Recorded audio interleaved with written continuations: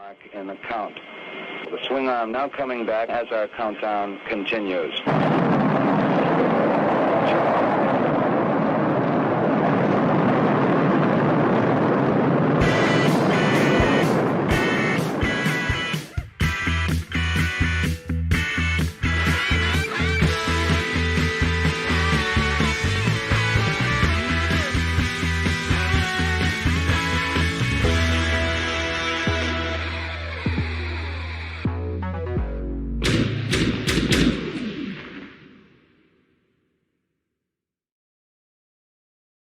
Hola, yeah. Plasti. ¿Qué onda, man? What's going on?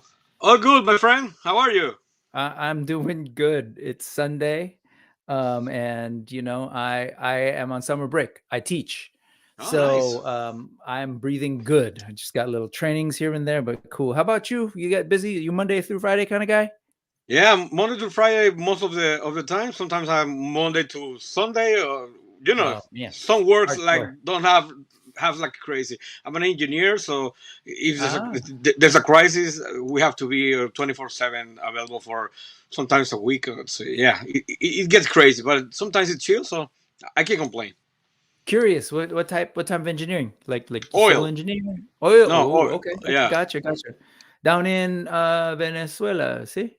I'm down in Colombia now. I've been living here for 10 years. Yeah, I was born and raised in Venezuela, and that's gonna have like a huge impact in our later conversation because the province where I'm from is an old area. So we had a lot of United States guy down there since the early 20th centuries, and the oil came out. So our culture was like impregnated with the U.S. Culture from more than 100 years. So yeah.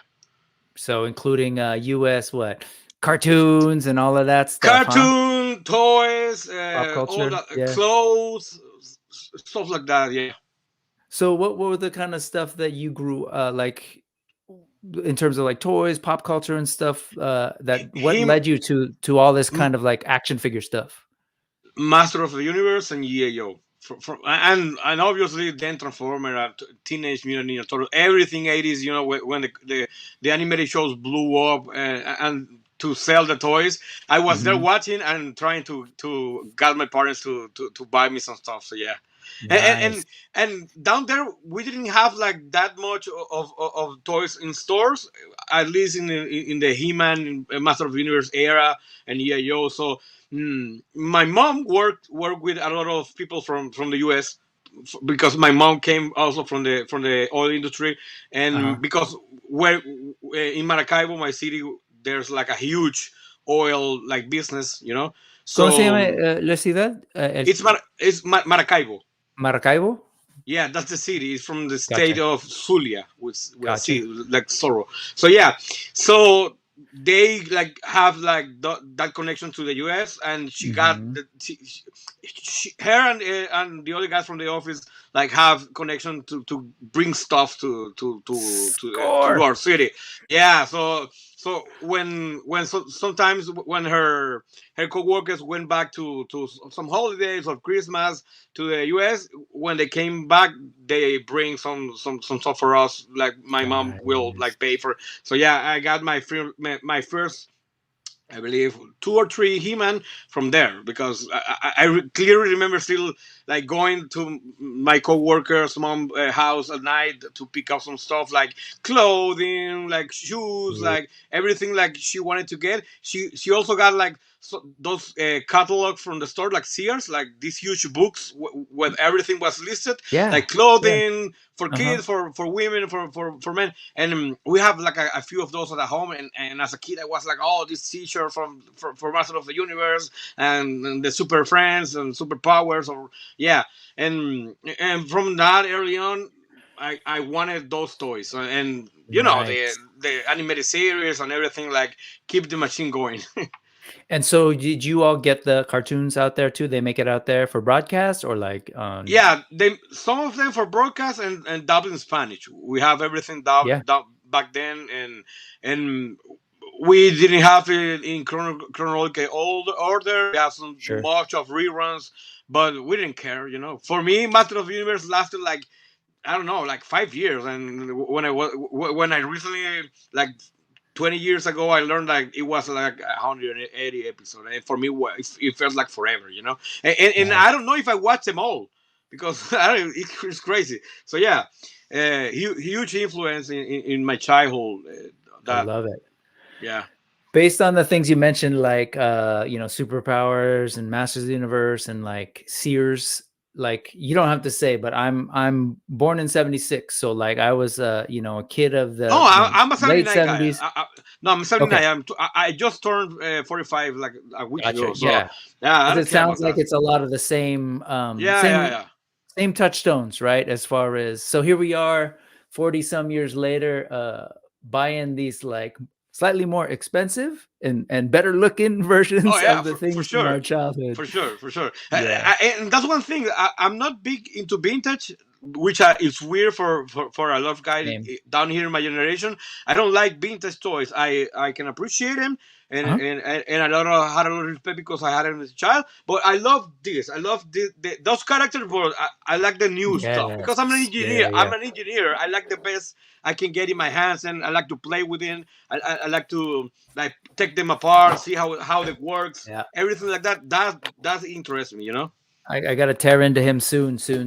I haven't opened him up yet. Yeah, no, that makes sense. You're into the. I'm a similar way, man. You know, I was born into a toy collecting because my brother, 5 years older than me, he was already started like collecting toys. So by the time I, you know, was old enough to remember, there were toys everywhere. Star Wars, and then later we started a G.I. Joe collection.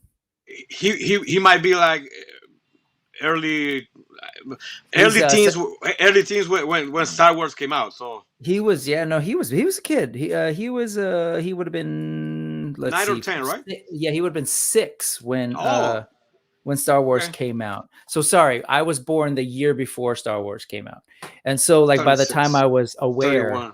Oh yeah.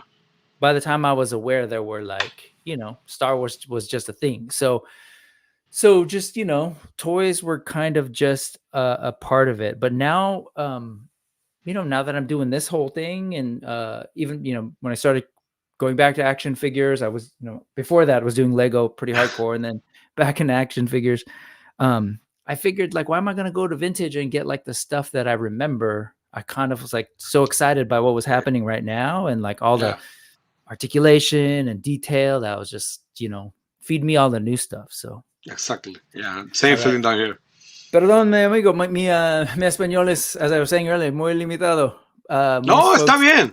Yeah, and we were saying, like, you're like, wait, how do you know Spanish? Like, so people think they see my real name. This is new for the folks. My real name is Sergio Luis Gonzalez Robledo Madrazo, or Sergio Luis Gonzalez Robledo Madrazo. People are like, are you like Latino? It's like, no, dude, I'm Filipino. And so there's a joke. It's not.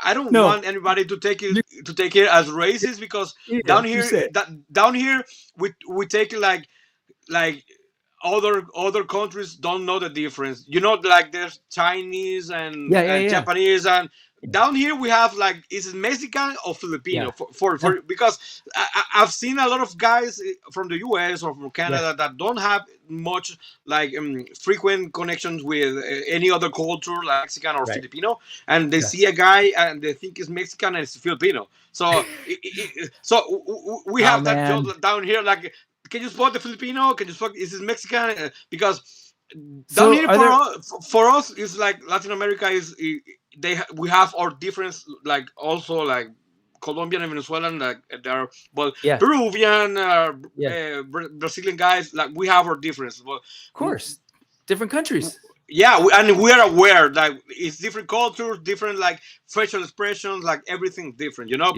Sometimes some other cultures don't have that and can't spot that. Down here, I'm in Colombia, right? So it's like being in Canada for the U.S. the U.S. guys. We have like border to border. So down here, much of Colombian guys can pick my accent like Venezuelan. They think like I might be Argentinian or Cuban or Spanish. I've been mistaken for a Chilean guy, Chileno. I don't know how to say it.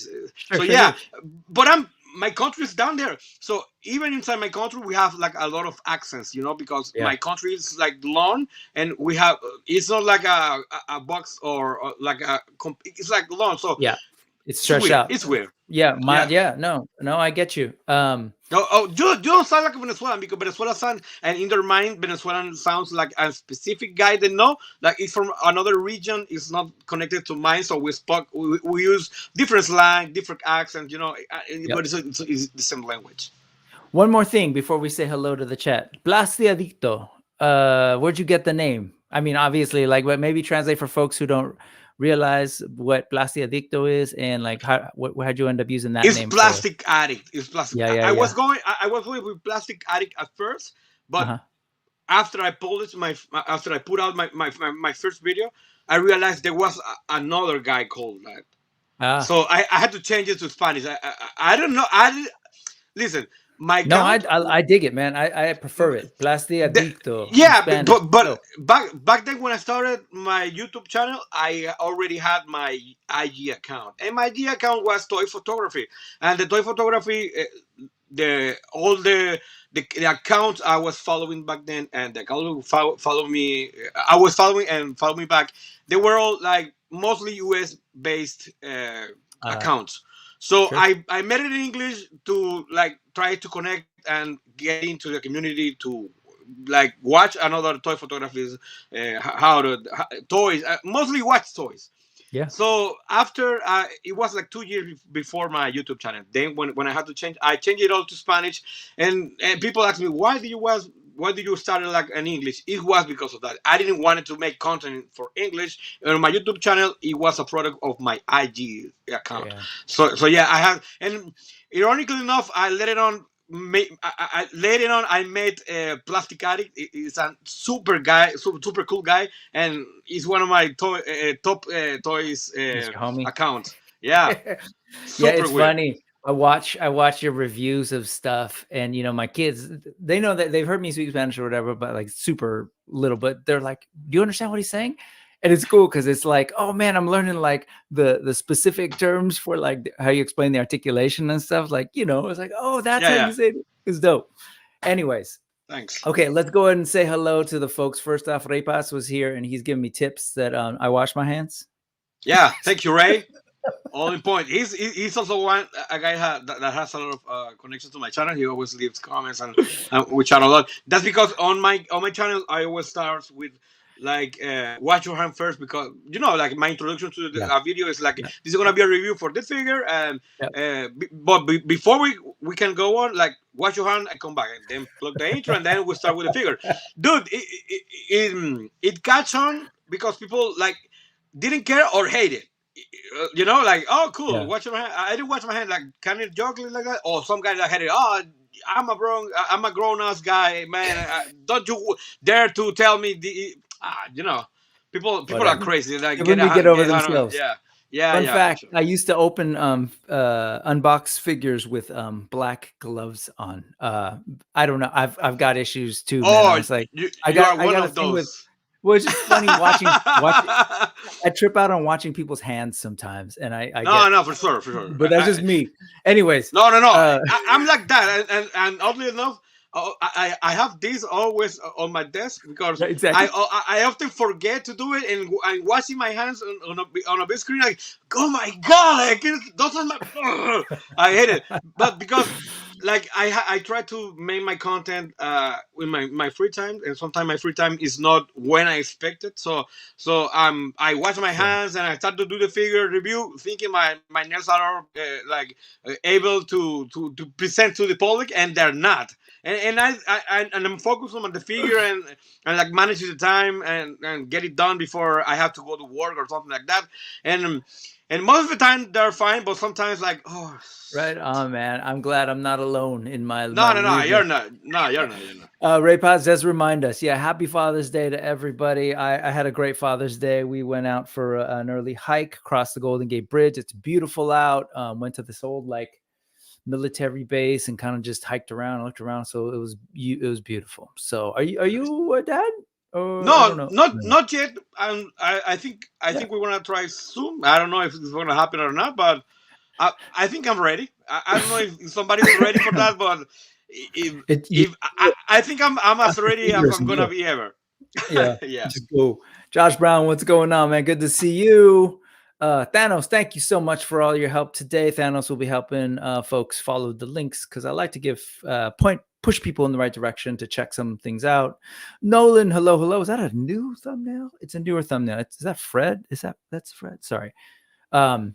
It's really small and I'm getting old and blind. Who else have we got going on today? We've got Joe Gonzalez. What's going on, man? Hello. Good to see you. We have KJ Smith. Sup, peeps? Red Nice. XO Mac 5, Red 5. What's going on? Thank you so much. I'm having a wonderful Father's Day. Rick Jones. What's up? Yo, Plasti. Yo, Brick. What's up, Rich?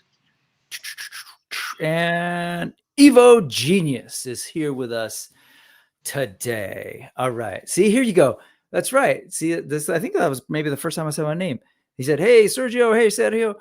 Dude, I grew up with this in the 80s. I don't know. Did you guys have Sergio Valente jeans? Oh, yeah, jeans. Yeah, jeans. There was like a cow with the horns, like logo. Yeah, Sergio Valente. Yeah, for sure. I used to get this as a kid all the time. Sergio. Yeah. Anyway, thanks. Thanks, man. You just triggered me. No. And yes, it's Fred riding a motorcycle. All right, folks. So thank you to everybody who showed up today for the live. If you are not here live and you're watching this on the replay, I deeply appreciate you too. I'm really bad at reminding people about this. Click the like and do all of those things. If you're just finding the channel for the first time, I'd love it if you subscribed. That would be amazing. Tell folks about it and all that kind of thing. But what we do here on Sundays, 3:45 Pacific, is myself and a guest host. Today it's Plasti. Just kind of talk about any nerdy, fun things that we've seen this week or the last couple weeks. It doesn't really matter. So it's news, sorta. Like some of it is going to be like timely, current, but sometimes it's not. So it is what it is. Yeah. I just want to geek out with somebody. I always say it's just geeky show and tell, basically. No, life is moving so fast that we often miss stuff because we are doing something else, and it's nice. And we get nostalgic, and we want to see old stuff too. Yeah, and so this stuff right here, that URL that just passed by, if you go to that, or let's see if I can get this right. Where is it? If you go to over there by Plasti, that QR code, that will take you to a document that has all of the stuff after the live stream's over. So yeah, check this stuff out. And tell them I said hello. Okay. So let me go ahead and look at, let's share here. And let's go ahead and start this, the scene. All right. So the first thing I wanted to share and kind of talk through was this. I'm big into, obviously into toys, but also like the idea of like animating toys and stop motion, stunt puppet pictures. Justin Rash and his partner, I'm forgetting her name. It's in here somewhere. But the two of them, Shell, they work together. And then there's other folks, James Duffy, on Seth, all of the, man. And I look at this kind of stop motion stuff for this G.I. Joe Classified with Sergeant Slaughter. I'm like, man, like it makes me realize how much I miss having like a show or a cartoon to go along with these current toy lines. So I don't know what you think about this guy. It's so fluid. No, it's great. Looks, if you watch it on your phone, it might look like a cartoon, you know? Yeah, exactly. Nice. It's also the background, everything, the action. You put some dialogue and some music over, and obviously you can watch it on a 7-inch screen, but Yep. it passes on, and yeah, it's speeded up. And Yeah, you're right. no. You're right. Most of the stuff that we collect that it doesn't have or can like produce new material. Like Ninja Turtles, they have done it successfully, but after that, like everything like a Master of the Universe comes, like tries to push another story or something like that, it gets pushed down, or I don't Yep. know. I don't know what it is, but it's hard. It's hard. So yeah, toys sometimes is all we're gonna have for these characters, and yeah. I love this stuff though, man. Just like the Sun Puppet, they've done stuff for like Motu that Mattel has used to officially sort of like advertise their Masterverse stuff or their Origin stuff. I don't know. I mean, this stuff takes a lot of work, but I look Oh at yeah. the potential. Like I love the effects too, how he's kind of add Yeah. oh, so good. But just to see them move so fluidly is really cool. And then it kind of gets me a little bit more hyped about like these toys, right? Like, oh my God. And it looks like a cartoon because there's multiple angles, it's not Yeah. like I think that this was storyboard as a cartoon. Yeah. When we see most of stop motion these days, or people like trying to get stop motion done, obviously there's a huge work put into it, but mostly it's like a steady cam with the figure moving along the screen. This, like, you think like different framing, different angles, everything like Yeah. changing from scene to scene. This is great. This guy here, those guys who did this, like, put time on it.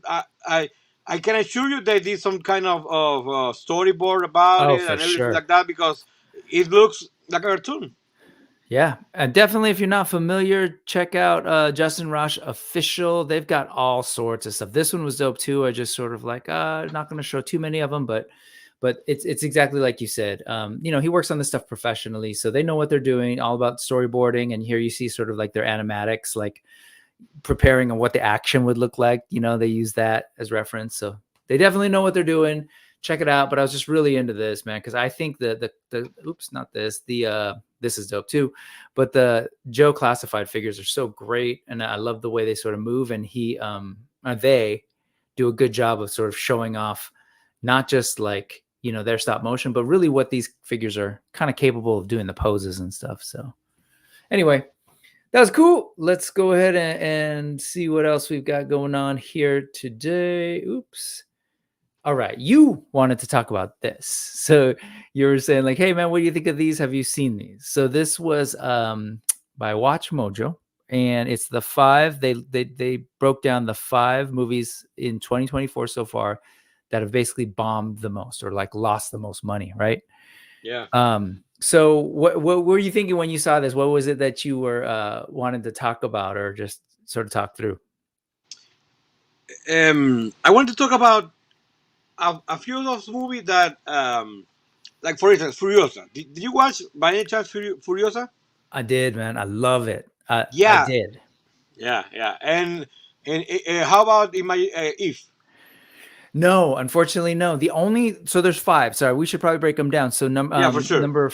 what was it? So this is the one that lost the most. So to remind people, these are the movies that lost the most amount of money, didn't make their money back, right? Yeah, so far in the year, yeah. Yeah. So number 5 was Madam Web. You see there with like $59 to $99 million loss. I don't know what's up with the range, but that's Madam Web, which is available now, I think already on streaming. Number 4 was If, and that's the one with Ryan Reynolds, with the sort of imaginary figment of his imagination, right? Yeah. $100 million lost, right? It's just a trip. Then Fall Guy with what's this guy's name? Ryan Gosling. Yeah, doing like I guess a reimagining of the old TV show. We got Furiosa, Mad Max, $200 million. That's wild. And then this movie, which I never even heard of, with something Howard, Dallas Howard. Bryce Dallas Howard. Yeah, I haven't seen about that movie either. I didn't even know anything about it, but they lost $300 million. Yeah, that's a chunk of money, and I don't know how a movie like that 1% in the trailer can cost more than that have lost like so some people watch it and they made a few $100 million bucks. How much was that movie investing to have lost $300 million? I don't know, but the thing about Madam Web is crazy because that range, because sometimes people doesn't disclose how much exactly the movie costs. So Sure. it's an estimate. Oh, this movie costs between this and this. So that's why you can also can put a number exactly on how much they lost. But Sure. but the thing is, like, I was reading this week that Madam Web has like a crazy number of reproduction on Netflix. I don't know if it's Netflix global or down here in Latin America, or I don't know where is it streaming. But in streaming is doing big. So people like doing like it's going to watch because they heard how much it sucks that they go to see that in the stream. But for instance, Furiosa like was mind blowing, and this is my I want to bring 2 points. Obviously, going to the movie is hard because streaming like offers you so much from your Right. house that Right. it's a battle that it's hard to compete. You know, still I love going to the movies and the experience is totally different. But I also can enjoy some movies watching at home. But Furiosa was a movie that I had to watch on the theater because the scope, the huge Oh scope yeah. of the production. You know, Yep. because I have I see those watched cars and yeah. yeah, the chases, the blowing stuff, and because George Miller is known for using like as much as little possible to like digital effects. Obviously, he Mhm. enhanced a lot of stuff, but there's a lot of physical, tangible like sequence, and that Yep. looks different. You know, it's not in a green screen. It's up in the desert. That thing's like it has to be experienced in a huge screen. So yeah, and that movie Yeah. is great. That movie is so great that it has like a lot of sequence like tattooed in my mind, like chases, like screens, like close-ups and everything. Like it's so And cinematic. settings like this one. So I know it's not just we're not just talking about that movie, but I'll say like this one has a lot more sort of like settings in it compared to even the last one, right? Because they go to different Yeah, towns, but different towns. Yeah, for sure. yeah, they go to Bullet Town, they go to like, and Yeah, so oil town, gas town. yeah, and we get to see Yeah, a little bit more where Furiosa came from, the green place. So yeah, it fleshes out the world a little, and each one is like so cool to watch and kind of like yeah. figure out how it looks. That yeah, when you see it on the big screen, it's just like, man, it's huge and just And uh, the sound, because everybody can have yeah, like a yeah. huge screen, but not everybody has like a good surround system on their house. But here's the thing. I think definitely you're right that streaming is a huge factor in the numbers. But I think a lot of what we're seeing too is that it's a weird time for the box office right now. Yeah, If you remember, last year was the one with this guy, Ryan Gosling, with the Barbie movie, right? So like all the news last year with box office was like, no, everything's fine in the box office because they made a crazy amount of money. So now this year, yeah, there have been a lot of movies that have lost, but a lot of that has to do with the also with production cost, in my opinion. and also the strike. So Yeah, for sure. we're in a weird place where they weren't able to continue and push out movies at the same rate. So a lot of movies that were supposed to be opening like earlier this year now were like either pushed back or canceled altogether, which is why like a lot of the stuff that's happening right now, I don't know if this is happening out where you're at, but here in the States, it's like we got the Phantom Menace is back in movie theaters. Lord of the We had that too. Rings.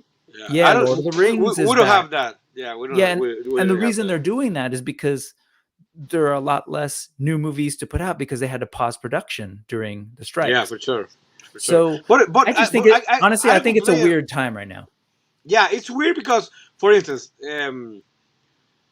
I went to see the Phantom Menace like down here when we played for a week, and it had like a good audience, you know. And the weekend after that, I went, or before that, I went Yep. to see Planet of the Apes, Kingdom of the. Oh, see, I And saw it that too. was, yeah, it was a pack.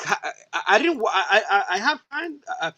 It was a long time before. Oh, the last time I watched a movie so packed down here, I can't remember, but it was like I have people are it was crazy, crazy full, and and like the week after that, I went to watch Furiosa, and it was like a few people I don't. It was weird. Like, come on, if you went to watch Planet of the Apes, like you have to watch 4 films before or 3 films before that at least. Yeah. Can you watch Furiosa? You have to watch like one, because that was my point. Like I saw a lot of guys saying like, oh, I didn't watch the first one because I didn't care. So it looks good, but I don't know if I want to watch that. And people, oh, if I have to watch the first one, I didn't watch. Dude, the movie looks good, and maybe, and I want to point this with this and if I don't think like their marketing strategies are doing the effect they want us to do, because um, if you present this trailer and I watch like the Max saga or only Fury Road, like it was like the previous they did after before this, but it goes after on the storyline. Um, you already sold my ticket. I already bought it because I Yeah. want to see the movie. But for the people that didn't watch the first one, you are now tasking them to watch the first one. So I believe they in all the interviews and everything, they have to like try to sleep that. Oh, you don't have to like watch the first one or the Fury Road to watch it. You can totally, because you can like watch the movie without knowing what's happening after. It's logic, you know. Yeah. No, But 100%. but I saw that, and the if and the imaginary friends case was similar but different. Like I went on a Sunday morning to watch it because it was like a plan me and my wife has. Some Uh-huh. Sundays we go with our early movie. Nice. They rarely are animated because we know that there's a lot of kids going, and we don't have anything about kids, but there we have everything about parents that take kids to the movie that they don't want to see. So the kids start jumping and running around the Sure. theater and Yeah. screaming, Yeah. and Yeah. and that thing I don't appreciate it. But Yeah. we had that plan, and that Sunday it was if, and it was like the last weekend that it's gonna be off. So we have a movie, and then we go to lunch, and it was packed with families with kids. And I didn't think anything wrong with that because I saw the movie like premiere, and I didn't watch the trailer. Like I watched the poster and I read what it's all about, and I didn't watch the trailer. When the movie began, it was so dark that I look around me, I watch all the kids. Oh, this is gonna be nuts, and it Wait, was dark, because dark, like like scary, kind of intense dark, no, no, or no, not bright? like depressing because Okay. it starts with a young girl losing Uh-huh. her mom, and his Sure. and going away to live with her grandma, get her Sure. grandma and all Sure. that.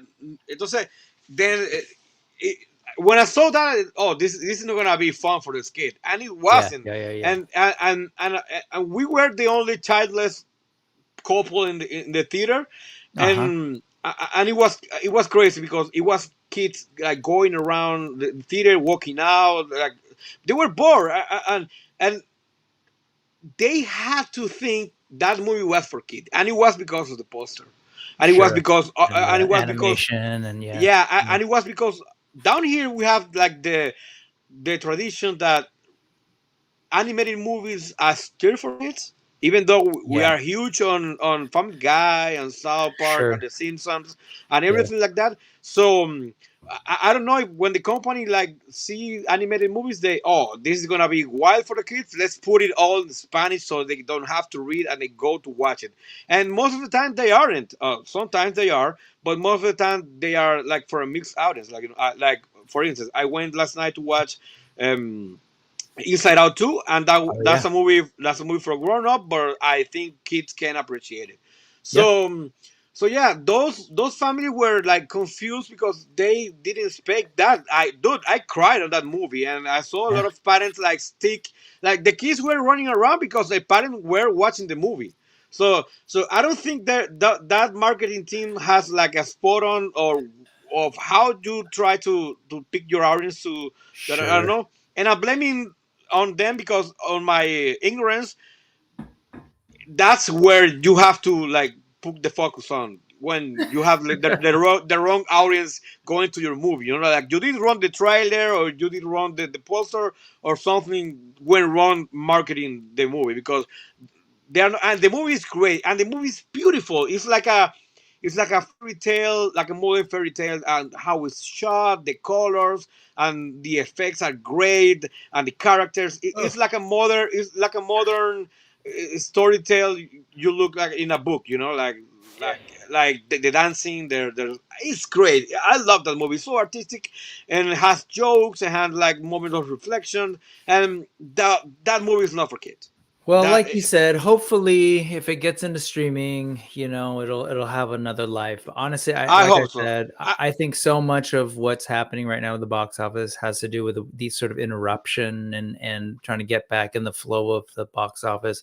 And I think you're absolutely right that a lot of people do kind of prefer to just stay home because they know it's going to stream eventually. But yeah. But I don't know. I definitely have my movies that I'm like, I need to go see this on the big screen. And it looks like there's other folks who went to go check it out, man. Yeah, for instance, Dune. I have to watch Dune on the big screen. Dune, yeah, Dune 1, Dune 2, love it. Yeah, my wife didn't get to go see the second one with me, so she's been watching it on streaming, and she's like, I'm tired now, I'm gonna stop it, and she goes back to. I was like, oh man, how can you not just sit and watch it? But the fun fact, talking about the movie re-releasing on a later date, down here they played 1 week before the Dune 2 premiere. They played the one, and we didn't watch that on movie because that's cool. movie theater because of the pandemic. So I watched that on Blu-ray when I bought it, and on my screen on my living room, and it was great. But watching on a, even though I've seen the movie, I loved it, but when I went to the movie theater, it was a whole different experience. You know, it was crazy. I was so excited to have the chance to watch that movie, especially before, because the next week we went to see part 2. It was like it was like split like 1 day off, like 1 day, and it was actually a week, but it felt like the same experience. No, for sure. Especially that the Villeneuve does like, it's gorgeous just to see his work. Other folks, pointing out other movies like, hey, honestly, I didn't like Madame Web at all. And like that movie made no sense to me from the beginning. And I was hoping to be surprised that it would make sense to have a Madame Web movie. I wasn't into what they finally produced, but Allison saying Madame Web was a fun, bad movie.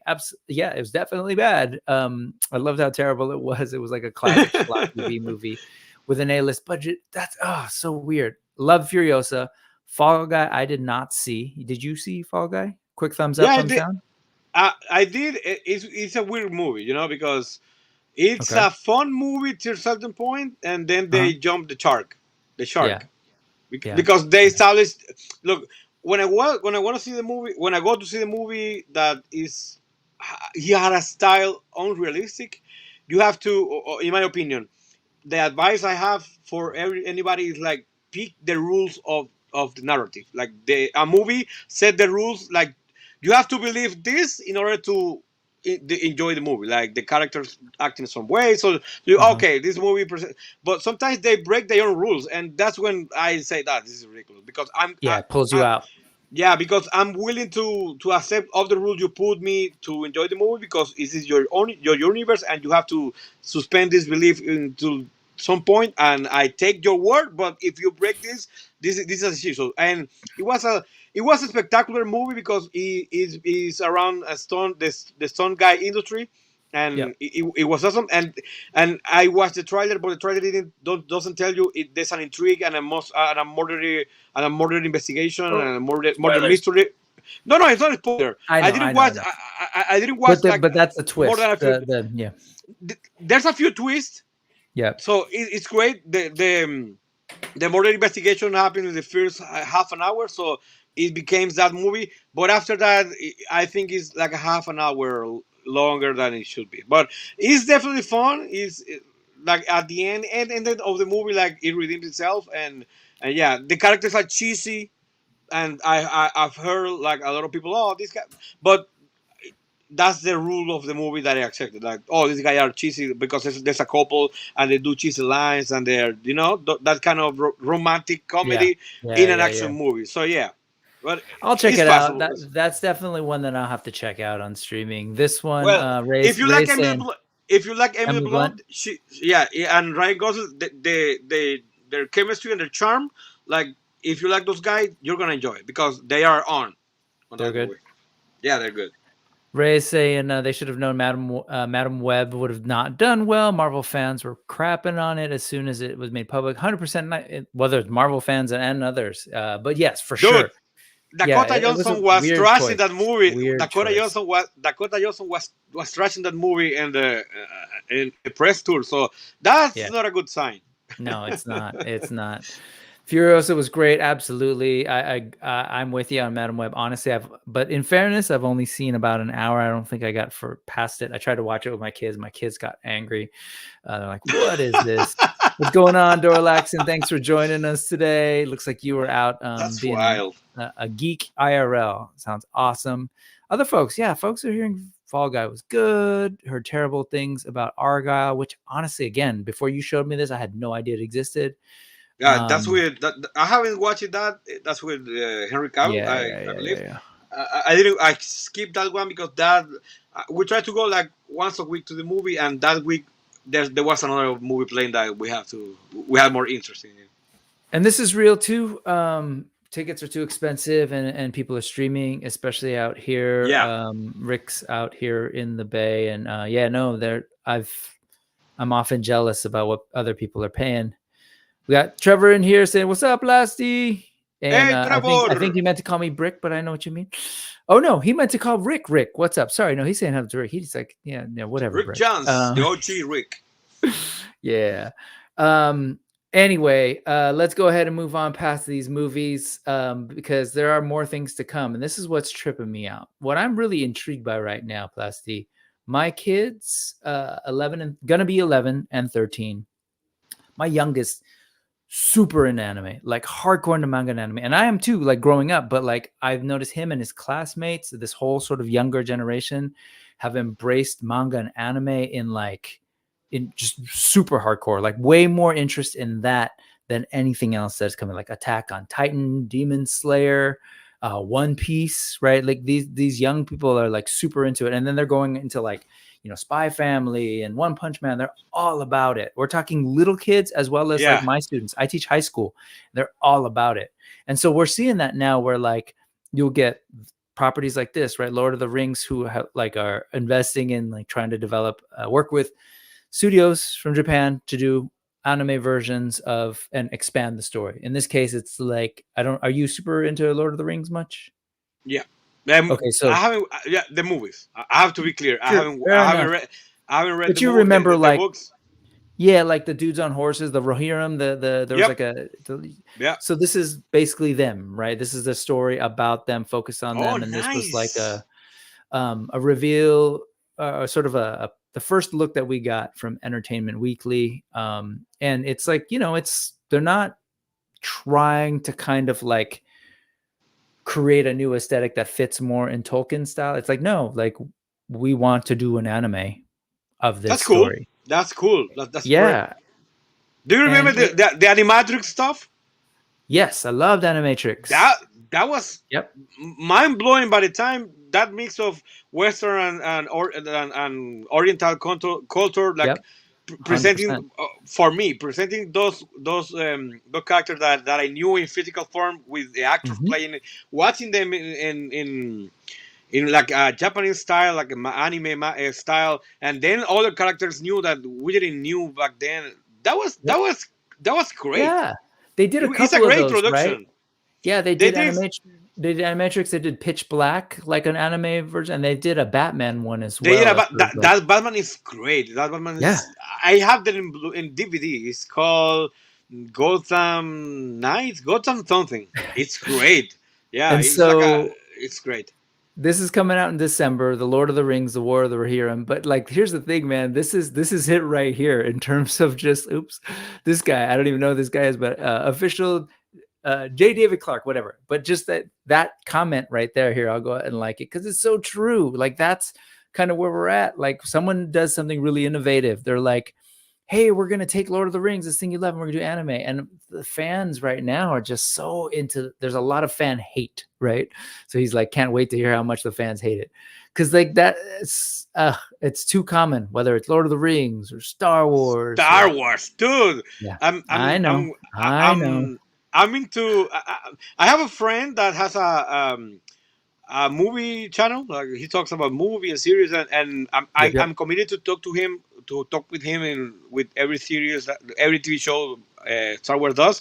And this is nuts. Like the comments we're hearing and reading, and the hate that we're seeing is so like unreal. Like they have to be old guys, or I don't know what it is. Yeah. There's like look, I'm 45. I'm not the most progress guy in the world. I know, because I was brought up in a time different than this, like the new generation that most of this content is aiming for. But yeah. I can see when something needs to be changed for everybody to be happy, you know, like the ideas sure. and how to live and your rights, my rights. I can step the line of my rights and everything, you know, your rights. Yeah. People don't care about that, you know, like they feel they see something they don't like and they automatically think they are offended. That's nuts. That's crazy. Yeah, I think there's so many things going on right now with all of that stuff, Plasti. But at the end of the day, this is what trips me out, is the hate that tries to tear a thing down before it's even come out. Like that to me is just the flag. I'm like, no, I'm not even going to listen to you. Like you've got some other issues going on. There's like something else going on with you. Like the thing hasn't come out yet. You're reacting to a trailer. Like I get it. I'll watch a trailer like that Madam Web one and go like, oh God, that looks bad. Fair enough. But like, I'm not saying it's terrible. And I don't feel the need to go on every single video about it and chat and put it in the chat and comment. Like you got some issues. Because they got some axe to grind, man. They need help. They want everybody to hate it as much as them. You know, that's the thing. Like I don't know if they are not sure of their belief or their hate or something, but they feel safer with other guys. Like this is trash. This is gonna be. You know, I don't know what it is. Yeah, there's definitely like, this tribal mentality of trying to people to find their own. Everybody who hates the same things they hate or love the same things they love. So yeah, well, sometimes you enjoy things and you quietly like, oh yeah, you tell it to a friend, like you casually talk or your wife. You don't go online like say, oh, this is great, and every post you see like, oh, this is awesome, and start like searching for hashtag, and you know you're happy with it, you enjoy it, but no, they have to spread that, and that's why it's true. And I think Rick Jones is right. We're in the age of hate clicks, and Joe said it's true. Fans will crap on something, they'll crap on the content, and then complain when there is no content. What's this? Like, one point is the influencers know that, because I was watching. I have another friend has a podcast on Saturday about only Star Wars, and he has like a guest. He had a recurring guest showing up. And out of all the 4 panelists, he was the only one trashing the Acolyte show, and he only watched half of the first episode, and we are now on the third one. That week they are talking about the third one. He only watched like the first half of the first episode that premieres a week where they show two. Yeah. They didn't even watch the other one they put the same day, and he was the only one trashing it. Like repeating everything he has read online, this, blah, blah, blah. Come on. It's lazy, it's sad, and unfortunately way too common right now. Real quick, let's go through some other folks. Like, Thanos didn't know there was this. This looks great, man. I'm really excited for it. I'm, obviously I've got this thing with fantasy right now, and so I'm excited to see Lord of the Rings done anime style. Ray's into this. Hopefully, it'll be more book accurate. He's looking for that book accuracy. Don't know what to tell you, just because oftentimes it's not. I hope so too. I'm a fan of the books, but you just never know. But I'm open to it. I'm open to see. And then Acolyte, man, it's definitely been taking heat. Only on episode 2. Yeah, check out episode 3. I would say maybe check out episode 3 when it's closer to be able to watch 4. Because I don't know. Go watch it now, because it's a flashback episode, and the next one is not gonna be a flash episode. So no. I just It's fine. It's only flashback. It's not like it goes and. Go watch it. Go watch it because you're gonna get I like- spoiled online. You're gonna go watch. You're gonna get spoiled online. And as people know, I like Star Wars, so I'm open to it. I absolutely appreciate that they're trying to do all the things that they're trying to do with like bringing more different types of folks into people of color. Yep. And I'm like, I love that, but I also like the stories. So this one, I'm kind of going for the ride. My whole thing is I need to see the whole thing because there's stuff in each episode where I'm like, I don't know about that. But I haven't. Let me finish check it this out and see where it goes. Check What's this up, out. No Chewing? Happy Father's Day. So far, the characters on the Acolyte. I haven't like getting hooked on any of the characters. I don't like any of the characters like much, but the story so far like has its up and down. And this third episode, the story how they present some facts about some people, I dig them a lot because it's like you say, it's like a new light on something that I've learned, that I've known for my whole life. So yeah, that thing like I can appreciate it because it brings depth to the story. You know, like knowing the story 100 years ago, how was something you knew like more recently. It's great. It's great.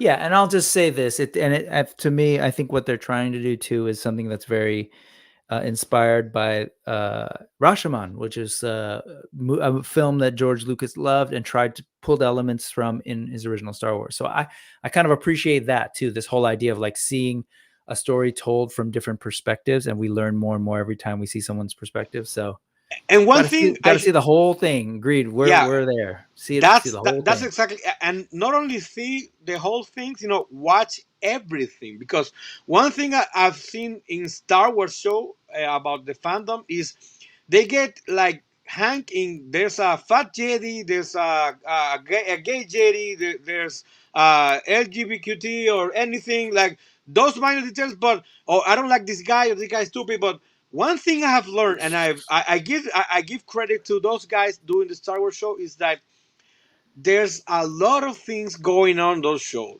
You might hate the characters, you might think that the story or the plot is stupid, but the background of the situation, the political ambient, the social culture about the planets, the races, everything, that's all a part of the show. And for instance, in Andor, they show the whole background of how the Republic was like going down, and the bureaucracy, the Empire coming up. Yeah. I love it, man. Andor's one of my favorites. Did you freeze? I think he froze. But that's a good shot of you. If you pay close attention, you can get a grasp on the like the state of the galaxy in that time, and that's an added value that I don't think everybody hating on it is taking advantage of having the luxury of watch, because some of us, I know I'm gonna sound like an old guy, grew up in a galaxy so tiny that it was 3 movies and like 10 years like in a span of time. Like we didn't knew anything after before, unless they have spoken about the Clone Wars, like Obi-Wan mentioned, everything like that. But we actually had the chance to go and watch it in the movies, and we're getting those moments of time experience in live action from time to time in the series, and you know they are missing it, and that's sad. Yeah, for the creative. I'm all about it, man. Lastly, I've been reading all the canon books. All of it. Been watching the comics or listening to a lot of them audible.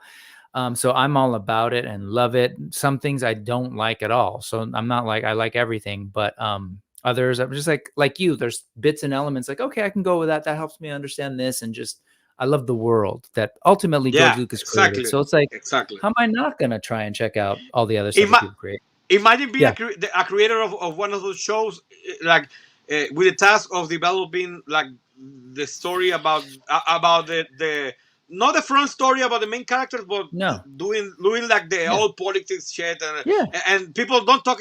That's gonna be sad, man. Like it is. Like people don't watch your show, but they don't notice your work. But it's cool. You know what? At the end of the day, they don't have to like everything. I have no problem with that. That's fine. It's just more of the like trying to tear everything down. That's the problem. And I go back to Joe, like, you know, all you're going to end up doing is make it so that Star Wars, for example, in this case, like becomes less and less popular, or there's this like gray cloud above it. So like, why would you want to do that? That doesn't make no sense. Yeah. One comment I've read for a lot of people, because like I told you, I have a lot of Star Wars like red bone deep fans that only like that only watch and live and breathe Star Wars. Like, I love Star Wars. I grew up with the old movies and I have keeping up with it since. Love another stuff. No, those people only watch Star Wars, and I'm often involved with them, like talking on their streams, on their podcasts, on their groups. And one thing I've heard from like younger guys is like, I haven't watched Star Wars before because their own fans say it sucks. But so why would I love to invest on that? And that's, to me, is like linked. So sad. Yeah, that's me too. Is to link to like the love so deep and toxic about thinking you're owning something for so long. Because one comment I got this week is like, it's like somebody telling me like, Disney is killing the essence of Star Wars, and I was thinking about it like, for this guy, what could the essence be of Star Wars? Because it's a lot of stuff. It's inclusion, it's adventure, it's brotherhood, it's everything. And I'm only talking about the first 3 movies. Yeah. The original trilogy. So the essence for the true fan is not the same. Because that's another time. Like, only true fans can defend Star Wars. Dude, who are the true fans? Who hate it or who love it? Or who are you to say who's I don't know. Yeah, no, it's a problem. And honestly, like it's not just pop culture. It's a lot of things right now. We're kind of in this weird, unnecessarily contentious time period where people are real polarized and forgot how to have conversations with one another and exchange ideas. But we'll get through it. I believe in hope because of Star Wars. They told me to always believe in hope. Yeah. What were you gonna say? No, it's like everybody is like wired to jump in, ready to fight, and to check everything they hate, like, instead of trying to look for everything they can enjoy of a show. Because Star Wars is going now for 4 decades, and they are trying to keep on. And the only way to keep on is bringing new guys or new kids or new young generations. New everybody, to appreciate this thing that we all love so much. Star Wars is not only for us now; it's for the young guys, and your guys doesn't want to see a world when they can be relationship of the same sex, because that's the world. That's the world now. People say no, it's a lack of respect, dude. If you go outside to the mall, you're gonna see 2 guys or 2 girls holding hands or kissing, or same parent sex couples with kids. So it's you who is offended by that, not your kids. Yeah, not your kids. No. I like that earlier. No, I'm sorry. I'm just laughing because I forgot to mention it, but you were mentioning like there's a fat Jedi, there's a queer Jedi. I love that those are the 2 that your mind went to. It's because everybody's heading on that, and they want to get deep, and they want to get deep. They want to get deep because they say, "Oh, how could there be a fat Jedi? How does the control, the self-control goes if you can't self-control?" And I have to explain in a stream to the one dude, like, dude, really? Dude, this is fantasy. This is supposed to be in another galaxy, in another space, in another time. So I want to tell you this: 100 or 200 years ago, in Rome, being fat was considered like the peak of beauty. Sure, and this is happening in your galaxy, in your world, and so what are you talking about? And I'm fat. I've been fat my whole life. I don't get offended, and I don't care. So it's like that. They are ready to clip, and they are trying to frame every content. Doesn't matter if it's fantasy or science fiction in there now, and that's not how it works. You have to go there. You can't expect to bring the. It's like watching, for instance, it's like watching like a movie set in like watching Lord of the Rings, asking why didn't Frodo call an Uber to go there because it's stupid. you can't bring those stories down here now to the 2024. You have to go there, and they're doing a great job doing that. Yeah. You are the one missing out. What's the surge pricing on a trip to Mordor? Yeah, no, no, for real. And like, yeah, people are tripping. Jabba's sexy, man. In the Star Wars universe, people love Jabba. Real quick, Trevor says Andor's the benchmark. I love for sure. But I will also say, like, for me too, like that, as far as the shows go, to me, that's the best. But that's the thing. Yeah. It's like there's different types of Star Wars. Like, and I appreciate that actually. If everything was Andor, I think I would actually get a little bit tired of it. And I kind of appreciate that about the MCU too, right? There's like it's like Mandalorian. Different it's like vibes. Mandalorian. Yeah, there's like a Mandalorian vibe, but Andor's very different. No, I mean, intrigue. But then it's like Mandalorian that after a long time you're gonna see people trashing it just because they are tired of watching the same thing, even if it's good. Because I still love the Mandalorian, but I'm the second season they started. And it's trash, like they're going mission to mission, dude. The first season was exactly like that, and you loved it. Yeah. Also, you're getting tired. That I can see when you can say it's trash because of that. Yeah, I have read these, Ray. I was really big into the EU, the expanded universe, and I pick and choose. At a certain point, I think I really kind of like got. Anyway, yeah. After a moon killed Chewbacca, I was kind of like, and I kind of stalled on the books for a little bit. But no, it's cool, and I love. A lot of people got so upset when they stopped the EU, or they called them legends or whatever. I thought. I mean, I don't mean to turn this into Star Wars stream, but just, yeah, you know what? I won't even finish the thought. I'm going to do a Star Wars stream some other time and we'll move on. Even though Adam is saying, the acolyte sucks. Where are the Ewoks? And he's kidding. But yeah. And Plasti is more progressive than you would think. Mark R. I'm trying not to get obsolete that fast. Yeah. Because we're getting obsolete, man. Movies used to be an escape, and they can be. It's just people are tripping. In my opinion, having character types that fans can relate to shouldn't be a negative. 100%. This is from a guy who was told that he couldn't. When I was a kid, I was told that I couldn't play Star Wars with these kids, and I couldn't be Han Solo or Luke because I didn't look like them, and they said I could be Chewbacca. So, all right, moving on. Everything is turning into anime. We should move pretty quickly too, but I just want to throw this based on the point that I was saying earlier. It's not just what was it? We were looking at Lord of the Rings. It's not just Animatrix, etc. It seems like everything is getting an anime. And I saw this a week ago, but I was intrigued. But it's like there's going to be this whole thing about Bruce Lee and sort of the world of Bruce Lee. That's going to be an anime. It's called House of Lee, expected to release in 2024. Check this out, man. John Wick's going to get some kind of anime. Terminator's going to get an anime. Suicide Squad. Batman Ninja versus the Yakuza. So sort of a nice. I don't want to see another Batman Ninja. Rick and Morty is getting like anime treatment, which is a trip to kind of see their take on that franchise. Devil May Cry. For some reason, I thought that was based on anime, but maybe not. Splinter Cell's getting an anime. Far Cry, Stranger Things, Tokyo. Like, check that out. Consider that like this show. Like, oh yeah, I'm assuming where they're going to go is like, yeah, what happened?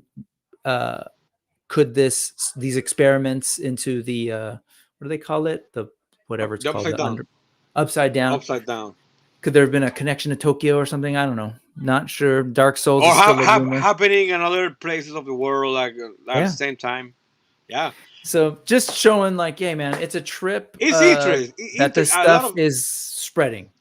Yeah, and if you ask me, they got it late. You know, they have to start sooner because, like you were saying before, like your kids are into a few shows, and the only thing those shows has in common is that they are vastly different for the thing produced on this side of the world, and that personally for me is like the beauty and the hook of the anime. You know, like watching different stuff, different like mood, different like tones of storytelling. Like you have like the more like juvenile, the more dark, the more intense, the action and everything like that, risk and I'm not talking even the visual because the visuals are always different, you know. And it's a storytelling. The storytelling. But I don't know if it's because they have like a lower production cost, but they do so much content that you have a lot of things to experiment, and they are not afraid to put out something risky, even if it's not going to work. It down here in this side of the world, things like they are not putting the green light on something unless it's a sure thing, and Right. that's like restrains a lot of content that because this is not gonna be appealing to the audiences or the masses, and we're gonna get our money back. This is all in my head. I don't know. I don't have any facts. It's just how I like see the things crumbling down because is they're producing like trying to produce the same thing with a different color or a different name of the character, and there's a lot of variation. But Yep. down there in the other side of the world, they are doing crazy shit since ever. I remember growing up with Cobra the Space Pirate. I love that Cobra. show, man. I Hey, love there's that show. a It was so yeah. different from everything else watching, Yeah. and that it wasn't like Messenger. Like you have Messenger, Mazinga, Oh, whatever see, you man, call it. you're speaking my language now. Yeah, Yeah, Mazinger.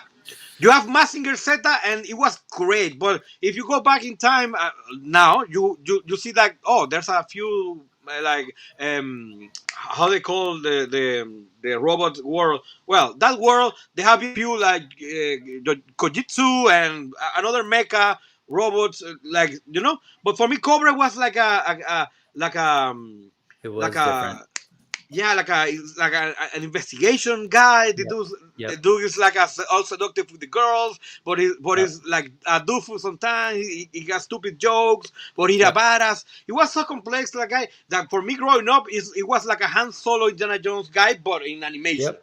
And I couldn't have enough of that. So All right. We've got a lot of stuff to talk about, so we should move. But since you're bringing it up, My there's a bad, my couple bad. of things. No. It's not at all. I'm into this whole Star Wars conversation, but just to kind of tie it in a little bit. So there's a crap ton of anime coming, right? I appreciate that you're bringing this up. What I was going to say is like, maybe, hopefully, if these things take off, right, could we see the toys coming? So, all these titles, anime and toys go hand in hand. I just wanted to show you this because there is I don't know if you've seen that Cobra. Yeah, of course, Star Collectibles. Of course, I'm just waiting for it. Yeah, I have the Figma one. God, that looks so damn good. I have the Figma, the Bowie, the Crystal Bowie, and the girl, the I can't pronounce her name. The blue girl, armor. I can't pronounce that. I don't remember her anymore. It's been so long. A blue droid chick that was like his girlfriend. It was a blue mecha girl. Like I don't know. But look at that, just the head sculpt, man. It looks so good. And then you mentioned I didn't mean this one. Oh, yeah, sorry, it was this one, Mazinger Z or Mazinger Zeta, as you said. But then here he is with the one on the left. Grandizer. Did you watch Grandizer? No, we didn't have that back then. Okay. We only have like Mazinger. Okay, well, this is Grandizer. Yep, with this is Grandizer here, and sorry, this is my way of doing trying to do a not so elegant segue. Because this was the pilot, and this pilot, oh man, I love this whole it's called UFO Grandizer, and this was the pilot, and I've never seen a good 112 figure of him, but I saw this 2 weeks ago by Bujubu Mega Custom X on Instagram, where he has done this character Duke Fleed. I guess in France he was Actorus, but he does custom parts, and so he'll put them out in resin. And this is based on a Marvel Legends figure, so you sort of like buy the kit and can make the character. Nice. I love his stuff. He's done a lot of really cool stuff for like Masterverse Origins. He's I know Thanos has one of his what was it? Not Conan, Brave Star. But I love it, man. I've often showed this kind of stuff on the show of just like the creative community that we have out there, and people have all these tools now, right? So if there's a thing that you grew up on, and you're like, man, I remember Grandizer. There's no Grandizer toys. You're like, okay, fine. I'll sculpt it and work with somebody to make it and build it on an existing, toy. For you, yeah. Yeah, I'm into that kind of thing, man. And it's silly because people complain about, like, rightfully so. They're like, I can't afford this figure or whatever. But if there's a figure that I can't get, like say this one, and then the person's charging quite a bit of money, I'd probably still do it and be like, well, because when am I going to get this character? Anyway, just wanted to share that coming out of the anime stuff. And I think about where we could be potentially going. Let's slowly get back to toys, because with all those new anime properties come in, man, I think there's the potential of seeing a lot more toys coming down the pike, like this one. Have you seen this one? Do you ever play? Do you play games? No. I'm not a big gamer either, but I've seen people talk about a God of War. But this was a figure that 5K Toys was soliciting. But the big deal that they're sort of, it's interesting because they are like highlighting the factory process for this. And they're just like, no, this is now 5-axis CNC molding. So like, you know, for folks familiar or not, like, you know, if you're doing stuff in a 3D space, there's an X direction, a Y direction, and a Z. Like you can spin it around and the molding can be done in those directions. This allows for 5-axis moldings, which allows you to get more details. You don't have to worry about an undercut as much, or you basically can create new shapes and sizes and pull them out of a mold, which allows you to create more details that you simply couldn't do in the past. And so you can kind of see it here in the armor. But I've been paying attention to this, and Wade of Unparalleled Universe has a review of it. And man, this thing looks crazy in terms of like the level of detail on these mold pieces, armor pieces. Like you can really see how there's almost like there's a little bit more of an undercut on those designs. So they really look like they were hand sculpted or something. Yeah, so, there's more texture, like tiny. Yeah. Yep, really tiny details.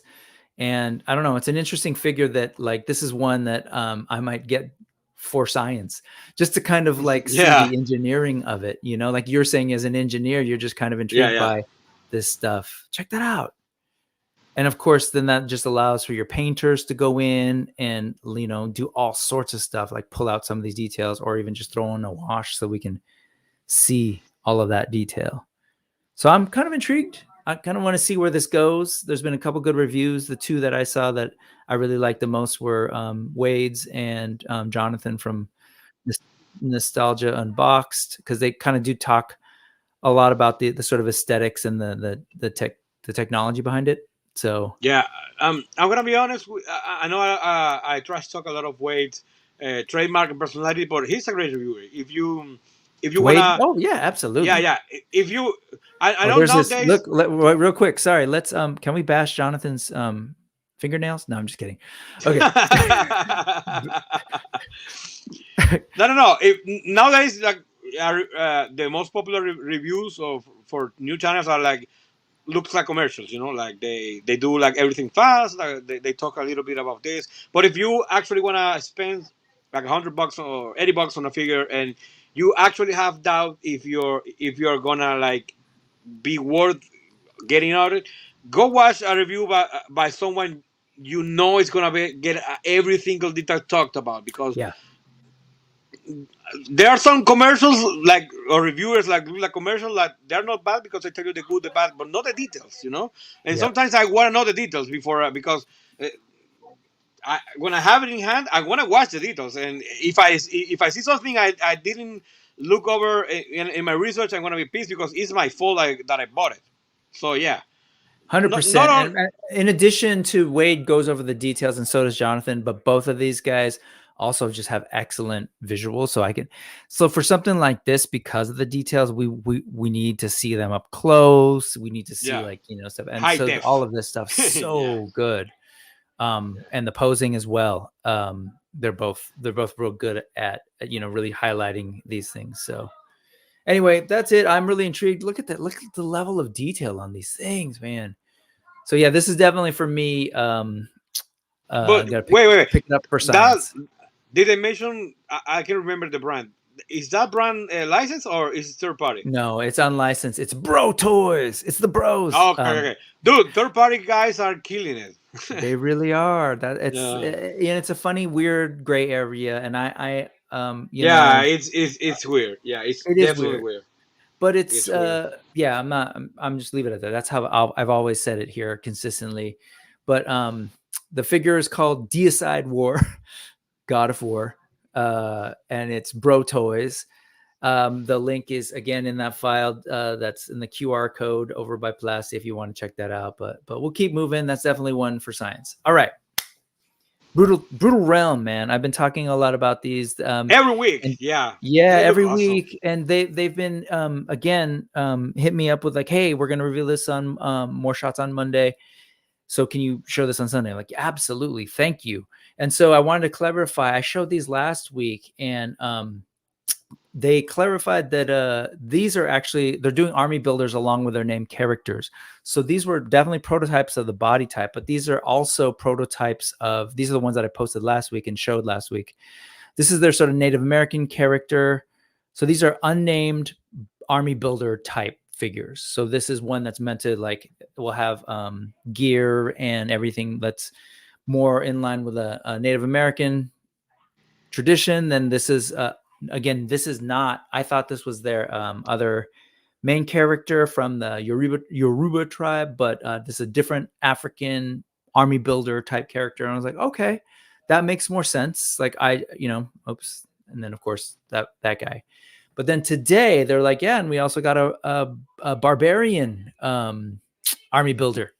And so this is going to be their unnamed character. Just here's a barbarian, and got a lot of cool details going on with the full-on dreads and ringlets.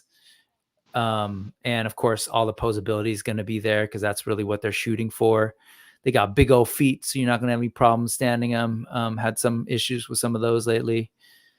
So they're going to show more of these shots tomorrow, but I appreciate the Brutal Realm folks for thinking of me and just being like, hey, thank you for covering it. Here, keep showing folks stuff. So I will absolutely keep showing it as other people, as they keep offering it to me. So good job.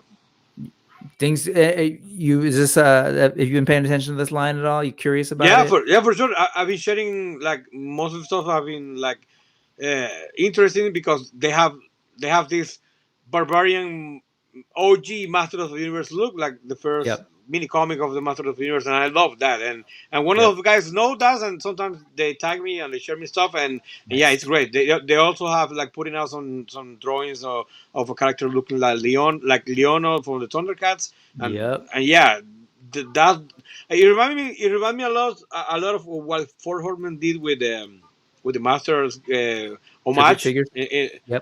Yeah, that's insane. That I love those first Mythical Legions look like a design came straight from Master of the Universe. So yeah, I've never seen Thundercats in Spanish, but I love that. It works out to Leono. Yeah, Leono. Yeah, because it's a lion, so Leon. Yeah, dope. Leono. Love that. Yeah, it's great. Brutal Realm, folks. Okay, this falls. What's that? No, go follow them because they are shooting like the info frequently. Yes. So Absolutely. Follow them and the Kickstarter. They're working on it. And Trevor, I don't know if he's still here, but I know Trevor's shooting some stuff for Brutal Realm, so I'm really excited about that. Oh shit, we're in trouble. Yeah, it's gonna be stuff. I hope he gets to play and do some blood and like go crazy because I'm really excited to see where Trevor takes it. This falls under one of those many things of like, it looks cool. I don't know anything about it, but I'm really curious now. So this is apparently based on an anime called Karas, or it's from the Japanese word for crow. Karas, I don't know. But this is the character Otoha who whatever story. I don't totally know. I just did a quick read of it. He gets a power and gets chosen to fight in a future Tokyo where demons are very much a thing, and he's sort of a champion. Gets his armor and stuff. But hey, at the end of the day, Storm Collectibles is making a figure, and he looks dude. They take so long. They do, but generally, I've seen things change a little bit from what they first solicit and announce, but they're always, at least from my perspective, they do such a good job. I really like the very few Storm Collectibles figures I have, and I have a lot. They're back there. I have like almost the whole Mortal Kombat line. I'm still missing a few that I have a few Street Fighter. I quit that line like soon, but I have like the Mike Tyson. I have the Muhammad Ali. I have a few other like Nice. sprinkle guys, Those are and great. they're still holding up, and I love them.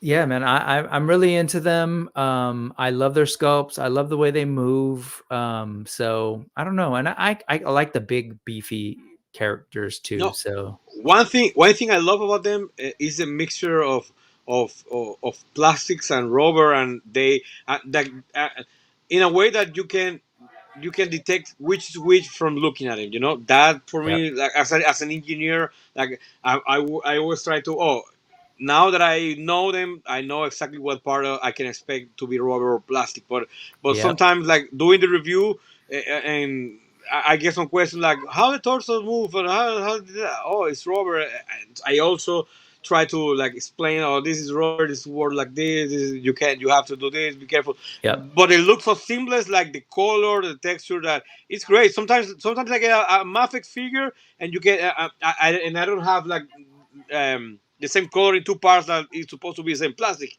and they're doing that with rubber, plastic, and everything in between. So yeah, great job. You know, it's true. It's wild, especially on some of their like cloveless figures. It's amazing to me how they're able to do that match so well. Sure. Anyway, cool looking thing. I'm curious too if they're going to have these light up eyes, because they keep featuring that pretty. I've never seen Storm do that, but more and more companies are. So who knows? But this is one of those things that, like, yeah, if I can find a decent price, and obviously I know Storm collectibles are not cheapest, but yeah, I don't know. This might be something that I pick up just because the design is so different, and I know that I love the way they create figures. That I don't know. I could see this slotting into my collection. There is the anime, so it looks pretty cool. It's like one of those weird, like, back in the day in the late 2000s where they were like singing CG. Where's that shot here? So they show like the transformation where it's, mixing in sort of CG in with the 2D animation. So anyway, toys, man, that's my life right there. Like, they give us a Masters of the Universe. I don't know anything about a guy named He-Man or Skeletor, and then later the cartoon. And then I'm like, oh, I love it. Yeah. Right? So and why doesn't look exactly like the cartoon? That's a kid, something that I couldn't understand. Why? And the mini comic looks one way, the figure looks one way, and the show of the Matter it looks. Who is this He-Man? Which one of these is the real one? I don't know. And at the end of the day, I'm fine with it because, man. Yeah, it was fun. All right, let's shift gears a little bit. It's all pretending. It's all pretend. Speaking of pretend, these are not real dinosaurs. So if you're gonna come but looks like Battle Cat, by the way. If you're gonna come at me with like, hey, these aren't scientifically realistic, my kid does that a lot now. Oh, no, it's not realistic. It's like, fine. Dude, I have to say this because it's killing me. I'm going back to Star Wars for this anecdote because people are trying to be so smart with things and going deep in things that they actually don't have grasp. And we all can have the grasp of anything or everything, but your limitations. Like I don't know about this. I think no. Like there's one sequence in the first episode of The Acolyte. I'm not going to spoil the show or anything like that. Second? Can I go for it. Does it have to do with fire? Yeah. Okay, go ahead. People say, "Oh, it's stupid. How can they have fire in the space because there's no oxygen and blah blah blah." And there's so much like going in that comment that, dude, I know you are aware that there you can also have sound because you lasers sound in space in Star Wars. You have explosion. You have everything. But wait. After that, I have to explain you something. It's a fire coming from a house from inside a spaceship. Yeah. Inside the spaceship, you have oxygen. If that pipe is broken, there's gonna be oxygen out there. So that's how the fire is produced. So okay, it's you brought us not here. like Yeah, you're right. Keep going. Yeah, finish it. No. It's that. It's like, people are showing like they have these buttons with information encapsulated I that know. they don't like care Yeah. to expand. They only push it when they see someone else talking about it. Yes. So yeah, Yeah. So go here, watch since we Christopher went Nolan. there, like we said, number one, first thing, these dinosaurs are clearly not realistic. Even Jurassic Park, Jurassic World, it is what it is. But that's part of the fantasy, and we explore. I love Make Star Wars believe, Explained. If you don't make know Star Wars pretend. Explained, check it out. They're fantastic. But they did this whole short about that specific scene because you're right. That I know people were like, "How can there be fire?" And if you want to go through physics and science, as you explained, yes, if there is an object that is shooting out concentrated oxygen, then yes, of course, a flame Imagine could those exist. guys thinking there could be a fire under the ocean. And yeah, or how do or people welding in but like the bridges bases in yes. below the water. Like there's no oxygen. How could it be fire? How could, dude? And what I It's loved good. about It's good. It's good. It's great that people ask those questions, because sure, if those questions brings you to investigate and get some knowledge, how you get some knowledge outside the schools or everything, like yeah, how this is possible, and you go and investigate how it's possible, but not saying it's trash because you're ignorant on something, and yeah. you don't even like occur to you that you might be ignorant on it, that you have the absolute right and the Well, facts when you're here's the done. thing. So Here's the thing, as highly articulated, yeah, there is such a thing as suspension of disbelief. Like you're watching a also, show, first off, yeah, about a thing that took place in a galaxy far, far away, and you're fine with it. And there's whole planets of deserts and whole planets of ice, and there's like all of these things, and that you, for whatever reason, are people stuck can fly. in this People thing. can. The Jedis Yeah, can jump there's the high. So force. that is good for you. But fire in the Yeah. space isn't it? When you hate the show, because when you love episode Yep. 4, you can blow up. I have a spaceship like shooting lasers with sounds. Yep. That's crazy. Let's amplify it since you since we're here. I love it because people are like, oh, and they often will use it as a reason to say Lucasfilm is failing or Disney is ruining Star Wars or Kathleen Kennedy or whatever. What I love is, no, actually, if you read the Star Wars archives, when you've ever heard George Lucas talk about it, and he said this was his direct quote: "In my world, there is air in outer space when I want it, if it fits the story that I want to tell." So he's not even thinking about it like you are. You're absolutely right that scientifically it's possible. He's like, I don't even care. Like, if I want it, Yeah, it's fun. It's fun. And if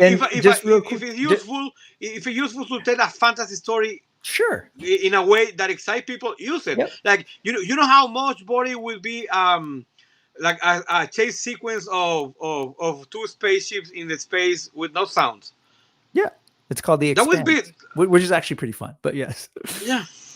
And so this is George Lucas controlled Lucasfilm, and Star Wars at the time actually had fire in it, folks, in space. Even when he was in charge during the prequels, when he got to do exactly what he wanted, guess what he added in these? There was fire. So, anyways, that said, I love this. So this is Obi Toys. I've shared their stuff before, but they customize. They take Jurassic Park creatures and create new creatures that, like, man, if they sold this kind of thing, I'd be all over it, because it is exactly that. It's like, man, I want a cool dinosaur with all sorts of bright colors and weird spikes, and so they make it. And I can't recommend these videos enough, even if you're just like a creative person who's not necessarily into toys, but just seeing how they work with different materials. You see them like using a heat gun to kind of glue things and then actually melt the plastic so it fuses. Like, nice. Really smart stuff, and great if you're a customizer. I love it. And then the end result is always just badass. Look at that thing. I would instantly buy that thing on the shelf if it was affordable. Like, yeah, put He-Man going up against this thing. Give me nice. Yeah, for sure. Or riding it. Yeah, exactly. Give me some of those primal brutal realm guys riding this thing. Oh, for sure. For sure. And there's just another one that, go ahead. That's a fun toy. Like when you were a kid, maybe your favorite your favorite He-Man maybe was one that didn't look like the show at all, but has like this crazy thing back there that shoots like powder when you press a button. You know, it didn't make Yep. sense, but it was fun as fuck. So why not? Yep. Absolutely. Like, yeah, some of the stuff around the Star Wars stuff. But while this is going, you can see like what they're doing with this second one that I wanted to show, because I was just really floored when I saw this, like cutting up two different dinosaurs and combining them to kind of create this four-legged creature. Shit. It's just fantastic, man. I love that we have this now. Not only there were always customizers, right? There were always people doing this tutorials, but now like people have a platform for us to look at it and to share it and to check it out. Like all the work and thought put into these things. And it also kind of gives a funny new life for these toys, right? How many of these big ones have I seen go on sale and clearance at Target? Cool. Like here's a way for people to buy them and do something else with them and give them a whole new life. For sure. Check that out. Like, so you can kind of see it all crafted here. You see it putting it together, and man, it's just a cool looking creature. And like I said, man, I'll have this thing eat my, Cosmic Legions and, have a Mythic Legions wizard on top of it, whatever. And I say that intentionally because, like, right now with Mythic Legions, a lot of people keep talking about, are we going to see a dragon? Are we going to see a dragon? And whether or not we do, who knows? But there are people on the internet who will gladly create all sorts of stuff. You can see it in the background. Oh, shit. That guy has fun. Right? Yeah. That's what I'm seeing. Cool he stuff, went nuts. Man. And he Yeah, there's some two-headed stuff. Each of them. Love this stuff so much. So shout out to OB Toys. Here's another one. We don't watch the whole thing, but just look at that two-headed dragon action. Cool stuff. OB Toys, I love it, man. If you're just looking for some creativity or like even the potential of like maybe taking on a project like this to have a beast in your realm at home, check it out. So those are a lot of Jurassic World stuff, right? So right now they've kind of got a little bit of they've got a hold on the retail side of things as far as dinosaurs. There's some other great folks, of course, like Creative Beast Studios and their Beasts of the Mesozoic line, as well as their Cyberzoic line, which is more of a sci-fi thing that they're going to be doing. But this new company, Nanmu Studio, who seems to be like obviously like going to be carried through 5K Toys. 5K Toys announced one that, hey, check out this new studio, and they're doing a fully articulated dinosaur line, which is funny because this exact same dinosaur, is it Ceratosaurus? No, I don't know. Carnotaurus. Carnosaurus. Yeah. There's a Hammond collection of this guy. So it's kind of interesting to sort of see this company doing it. It's roughly the same size. They're calling it their Ranger 3.0. And clearly from the announcement, they're doing a lot more than just the one. So, and you'd think like, okay, well, why would I get this though if I can get like a Hammond collection on retail for like a decent price? This is the thing that trips me out, Plasti. $44 for these things, which is like, okay, that's a pretty damn good price for the level of the paint details on these are pretty wild, as are the Hammond collections. But this will give you two colorways too. Not something you have to wait a long time for. This is, I forget, they have a name for this that, let's see. But again, you could use it as a dinosaur, or you could use it as something to fight He-Man or Lion-O or whatever, man. Yeah, for sure. So anyway, cool stuff. Just yet another dinosaur maker. And so these are, you can kind of see it here compared to, actually that's probably not the best reference, but they're saying it's about a foot long. Was it 1 foot? Oh, here. No. So yeah. 12 inches long. I don't know what that means exactly. Is that measured from head to tail at an angle or what? Usually from head to tail. Yeah, but I'm imagining that it's roughly the same as the Hammond collection one. Okay. So definitely worth checking out. It is available right now for pre-order, and let's see. Yeah, that's all they have is 12-inch length. Oh, here you go. Hip height. Oh, they actually have a little bit more. And you're gonna have to ask Adam to Hair Adam help us out. He thinks it's on the smaller scale. You do your Canadian centimeters for us. And hip height, standing posture, length 31.5 centimeters, 11 centimeters, or you can just ignore me. And so when you say things like smaller than 118, that's the other thing that trips me out a little, because like I haven't hung out with a Carnotaurus. It's been a while since I've hung out with a real life Carnotaurus. So, all right, let's keep it moving. Closer to your neck of the woods, and I know you've been doing some reviews on this. Yeah, tell us about Fist and how it's going, man. You did a review of these guys, but so you tell folks who aren't familiar what's up with Fist and why is this such a big deal? Well, Fist is an original IP from a guy down here in Colombia. I don't actually know him. I know who he is, and I have it on my social, but I haven't spoke to him anything. So I'm gonna go off what I've heard because I've heard a lot. So yeah, it's his own IP.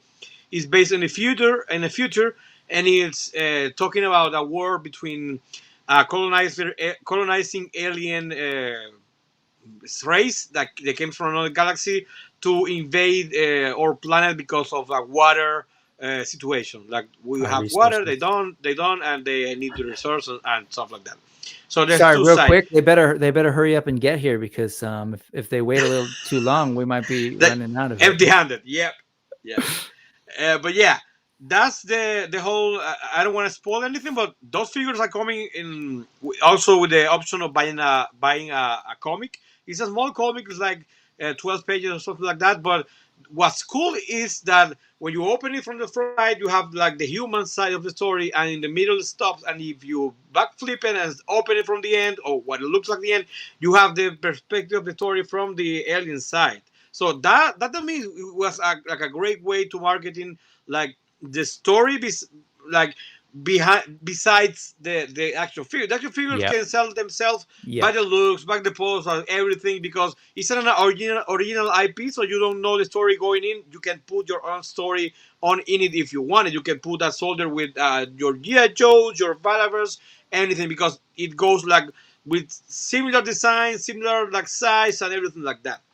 But the comic stuff I really like. Plus the illustrations are good. It's made by also a Colombian artist named Pollo Gato. It's like chicken cat, something like that in Spanish. Yeah. Chicken cat. And he has like a lot of gorgeous illustration. So yeah. And what's that's about the toy line. Obviously, it's their first run. They have like a few things to improve in designs, design department. Maybe in the paint. The paint wasn't that bad for being a first run, especially because what I love most about this line is that 100% produced down here in Colombia, in America, not Asia, nor China, nor every. So this is the first shot of an articulated action figure in the 1/12 scale made in a factory down here in Colombia. So yeah, that's where I was going. I'm glad you went there. That's what I was asking. Like, why is this a big deal? To me, that's a huge deal. Yeah, for sure. And I actually knew the factory first before they launched this product, because down here we have two Comic Cons that are vastly different from what you guys have there. We have some panels from companies and everything like that, but no toys company. Like it's most like production, like audiovisual media, like Warner Brothers and blah blah blah. But we have like guests and companies, and one of those companies was IP Imaginart. Or IP Imaginarte is the company behind the production, the physical production of these figures. And they have like a huge display, and they back then last year in the Bogota Comic Con I went, and I have the pleasure to meet the couple in front of the factory, and but they have the license from DC and the Warner Brothers Harry Potter side, and they made like statues.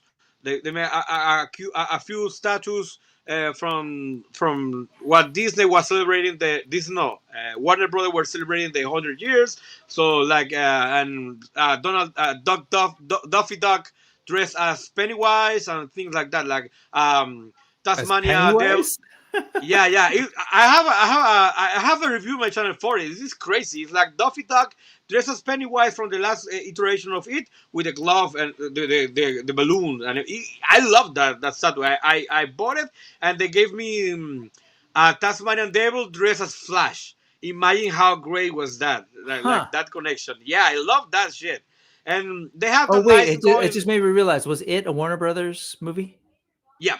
Oh, okay, that makes sense. Got it. Okay, it was. Cool. So they have like keychains and everything, and a lot of like products from different stuff. I didn't know back then they're gonna do these figures. When I found out, I was like hyped because I knew they were producing back down here everything. Because when I went down to the panel, the woman who talked to me, like she was the owner of the factory with her husband. They were telling me, "Oh, we're making this from the plastic on here, got from Colombia, and we're producing everything here, and we have factories down here in Bogota, and we paint it down here. Everything is doing here." So when I found out that this fifth line were doing by a Colombian toy guy who designed the figure, and it was being manufactured by IP Imaginarte, I knew this is going to be huge. Even if the line sucks, I was thinking back then, it's going to be a first step towards something. Exactly. Because having toys production down here in America could be a great thing. Imagine if you are a U.S. creator and you don't have to go to China to oversee or to overwatch the production for your. You fly down. You go exactly. So and the language barrier is less. Down here we can speak English, you can speak Spanish. You know, it's like maybe I'm more efficient in the shipping cost, everything. Obviously, the amount of time it'll take to get up here. Yeah. One thing I've learned through Wade and other creators of toys is like the communication even is a problem because the time zone is so different. Like that at night you have to like wake up early to like in the middle of night receive a mail from them that their working hours so different. So those things you think is stupid, but when you're working with dates and a project based on time structure, that thing can hold you like a few weeks in delay because you have to wait till Monday, but it's Sunday and everything like that. So it's excitement for me, like seeing not only because I'm based in Colombia, because this could be replicated in a few other countries if they have like the initiative, but it could be the start of something like that could keep growing, and actually we can have like a few factories, or maybe this one like getting the level where they can produce a few lines that we might like be into it hard, you know, and that's exactly. The other thing too is that, you know, there's a handful of companies in China, factories that many of these lines have to share, right? Ultimately, they're sharing time and sharing space, and so that changes I've heard with schedules. Or I've heard a lot of companies like Super 7 guys, like Brian Flynn mentioning that. Oh no, the factory was doing the Hasbro stuff, and we have to wait until they finish with the Jurassic Park. I believe one of the because. I followed Super 7 for a long time, and they have like a huge delay between Wave 1 and 2 and 3 from the Thundercats. And actually, Wave 3 came before Wave 2 because they had to switch factory because after they produced Wave 1, that factory went into producing Hasbro, Jurassic Park things, and they have to wait, and they move everything to another factory who released their Wave 3 before the 2 because the 2 was stuck in waiting for that. So more options. For different creators, like a different budgets, because like we were talking about, like the time frame, the cost, the shipping, everything could be factored into what that. Else, Plasti? You all don't celebrate Lunar New Year, Chinese New Year. That too. So it'll be interesting. Like as we move forward technologically, new techniques develop, things become more accessible. I could see right when I saw this, I was like, oh, just like you, I was like, wow, the potential of this is interesting. Now, of course, it's going to take a while for a brand new venture like this to kind of like figure it out, and it's going to get better and better each time. But it is really, I think it's an important development for action figures and action figure collectors to kind of pay attention to, because it could be a huge deal for production. Dude, especially every alternative, every new alternative you create, it's good. Even if you don't take it, 100%. Maybe somebody else can take it and it could bring you to something else. Sure. I was gonna say, like, this is the first room of the figures. I reviewed one. I got one for the engineering side, side of the things, because for I love science. toys. Yeah, for science. I didn't know it, and I really love it. I did some modifications to mine to like glue some things in other places. I customized it to my liking, and for a first project, I thought it's gonna be more lackluster. It wouldn't move this well. Or this, there's a few things I'm sure they have problem with, and they have to manage and go around something after the sculpt. Like they have butterfly joints that designed, but they are not like two pieces. They designed it, but when I imagine when they went to produce it, they couldn't do it for the plastic tolerance or something like that, and they decided something else, and it came with what it looks to be a butterfly, but it doesn't move. So that's one of the huge drawbacks I found about the figure. And because when I saw it, I thought, oh, they have butterfly joints. That it's a standard now, but obviously, when you think it has and it doesn't have, it's different. But beside that, I love. You're talking about this right here, this looking like a butterfly, but it's not a butterfly. Sure. Yeah, for sure.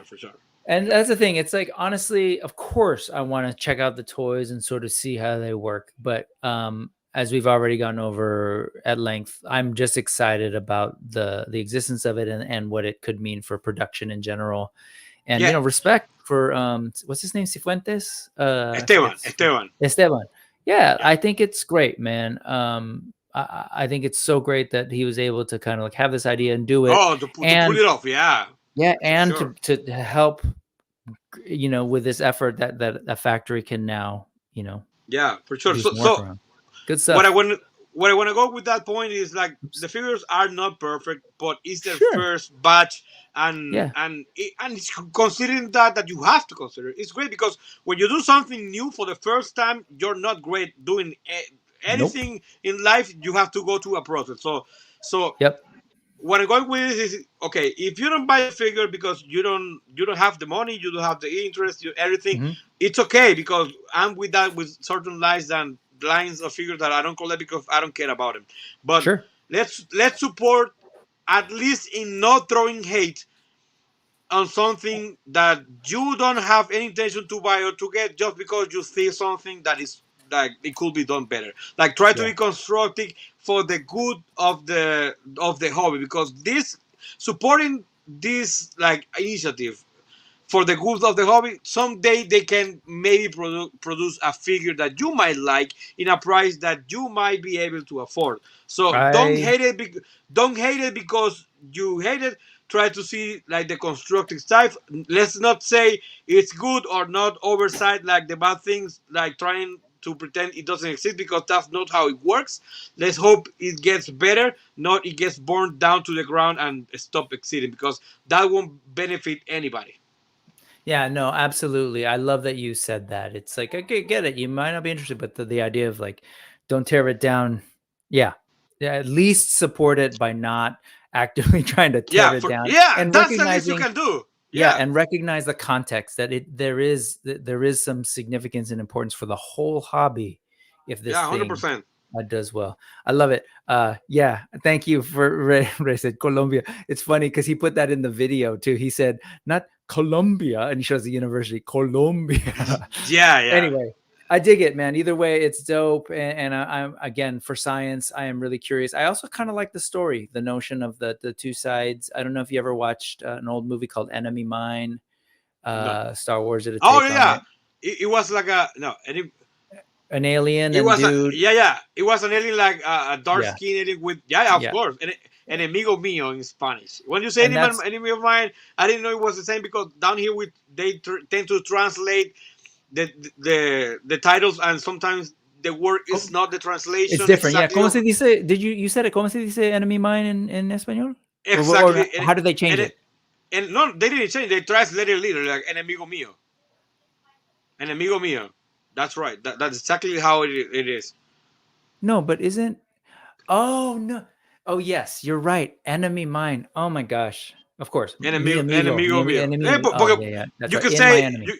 You can say mi enemigo or enemigo mío. It's like Spanish is crazy, man. Yes. Yeah, Louis Gossett Jr., who was everything. Yeah, he was. All right, let's move on. Speaking of toys from other nations and other places that aren't the U.S., and let's see what we can get through pretty quickly. Because I asked you, I was like, hey, man, we've got Fist doing toys from obviously a very unique perspective in a very different way by trying to have it produced in the Americas. But I'm really into what's happening right now in a lot of action figures, mythic legions. It was huge one. Sorry, Four Horsemen Studios did a Sun Wukong for Figure Obscura. That was huge because a lot of their stuff tended to lean more on sort of Western traditions of knights and Western elves and dwarves and all that. And all of a sudden they pulled from Chinese literature and folklore to create this thing. And then what that did is that gave them this Chinese inspired armor, right? That is now working its way into Mythic Legions figures.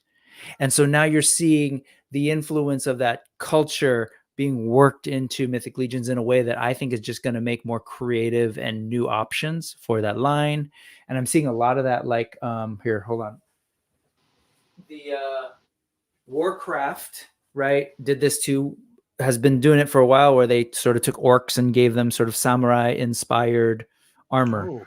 So like, I'm really into that kind of thing of just starting to pull from very different real world cultures and traditions, or even like folklore or pop culture, just because it makes for more interesting stuff. And if I'm just somebody who doesn't ever look at those things and isn't exposed, and I'm only seeing the same kind of stories, honestly, I'll get a little bit bored. And then you start to infuse some new things and you're like, whoa, what's that? That's a cool idea, or that's cool looking armor.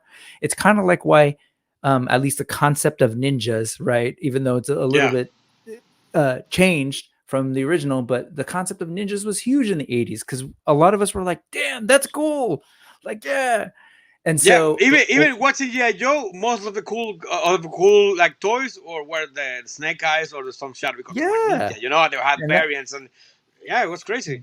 That was great stuff. So I asked you, it's like, hey man, what's going on in your neck of the woods, or in the Americas in general, Latin America in general, that you think would be interesting for people to consider and maybe see some toys eventually like bleed into toys. And so you gave me a couple, right? And so this first one, it's from a blog called Sicos, but El Silbón, the Whistler. Yeah. This is some dark stuff, man. So spoiler alert, they are all dark. It's fine. It's fine. Yeah. It was scary folk style, Yeah, this guy, first, as a toy, I would like them to get done by in my heart, my wish list, by Fury Toys. How you pronounce it? Fury Toys. Yeah, Fury Planet, Maestro Union. Oh yeah, I have the spring and the summer. The summer is Leo and Donnie. Oh no, I'm sorry. You're right. Fury Toys, Rage Toys. Those guys. Rage Toys. Yeah, they were Fury Toys, Rage Toys. But they have the master, which is Splinter. So yeah, the Splinter. They have Ralph and Donnie. So them doing this, they will nail it. Now, the background of these characters, I don't know. It's a folk story. It's perfect for Father's Day. Go ahead for Father's Day. Oh yeah, for sure. It's a story about a kid in a like early 1900s. I don't know how to say it in English. Like early 20th century town, like away from the cities. A kid who liked a certain food with deer, and he went to his house after a day out and begged his mother or in a rude way or manner to like have that dish with the deer Mhm. and like a soup with deer, and the mother asked the father to go and get it, hunt a deer for it, and the father went and came out empty-handed. So the kid or young folk, like young folk like 18, 20 years maybe, Sure. that's how I imagine it. Killed his dad because he didn't was able to get the deer. Happy And Father's and Day. yep, and when his mother got in the house, like from buying the rest of the things she needed for the food, he was cooking his dad. He chopped into pieces and cooked his dad. So his mother went nuts, and then his grandfather, the father of this kid father, like he was supposed to get him like latigazos, like Like whip, lash him. yeah, Hmm. getting in a The town, because whippings. that's what you do back then Yeah. when people dishonor your family. But he didn't have the heart to, so he put a course on him to roaming around the town of each town to with a bag with the bones of his dad. That's what he carried. That's what he's making the soup with. The bones of his dad were in that bag he's carrying, and a course dog biting his heels, so he had to keep walking. So that's a Yep. course he was putting on it for dishonor his family. So that's a false tale made to scare child to like obey your parents or not be Sure. rude Yeah. to them. Don't be Yeah, rude I to your love the parents, story. or we'll cut Yeah. you up. And no, or oh no, yeah. Well, one, don't be rude to your parents, and two, please don't murder your parents. Oh yeah, for sure. Otherwise, So otherwise, he we'll put a curse on you and make a dog chase you around, so you'll always have to walk around. And so the idea is that yeah, yeah. there's this guy out there, the He's Whistler, right? scary. After Yeah, yeah, and the wizard, because when he was like a normal regular people, he loved going to a bar, and his trademark was whisper a tune, whistling a tune. And when you heard, oh, this is cool. So the story goes that when you heard his when you heard him whistling, if you heard him far away, he's near. So you should be scared. If you hear him close, he's far away. I don't know how it, but it's very even scary, because most of the time when you hear somebody whistling, it sounds like he's not even close yeah. because you can see him. So yeah, it's crazy, man. They're trying to scare your kids, basically.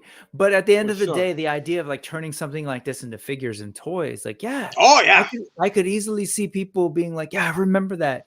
But also, that's what I mentioned the Sun Wukong from Four Horsemen. That's what their whole line's about. Figure Obscura can draw from literary traditions, from folk tales, stories like yeah. this.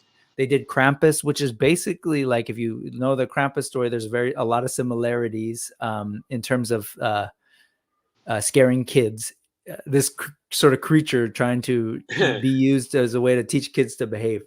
But there's a couple of those. There was the other one that you shared here, and this was, oh no, this is still this is the Whistler, but this one, La Sayona.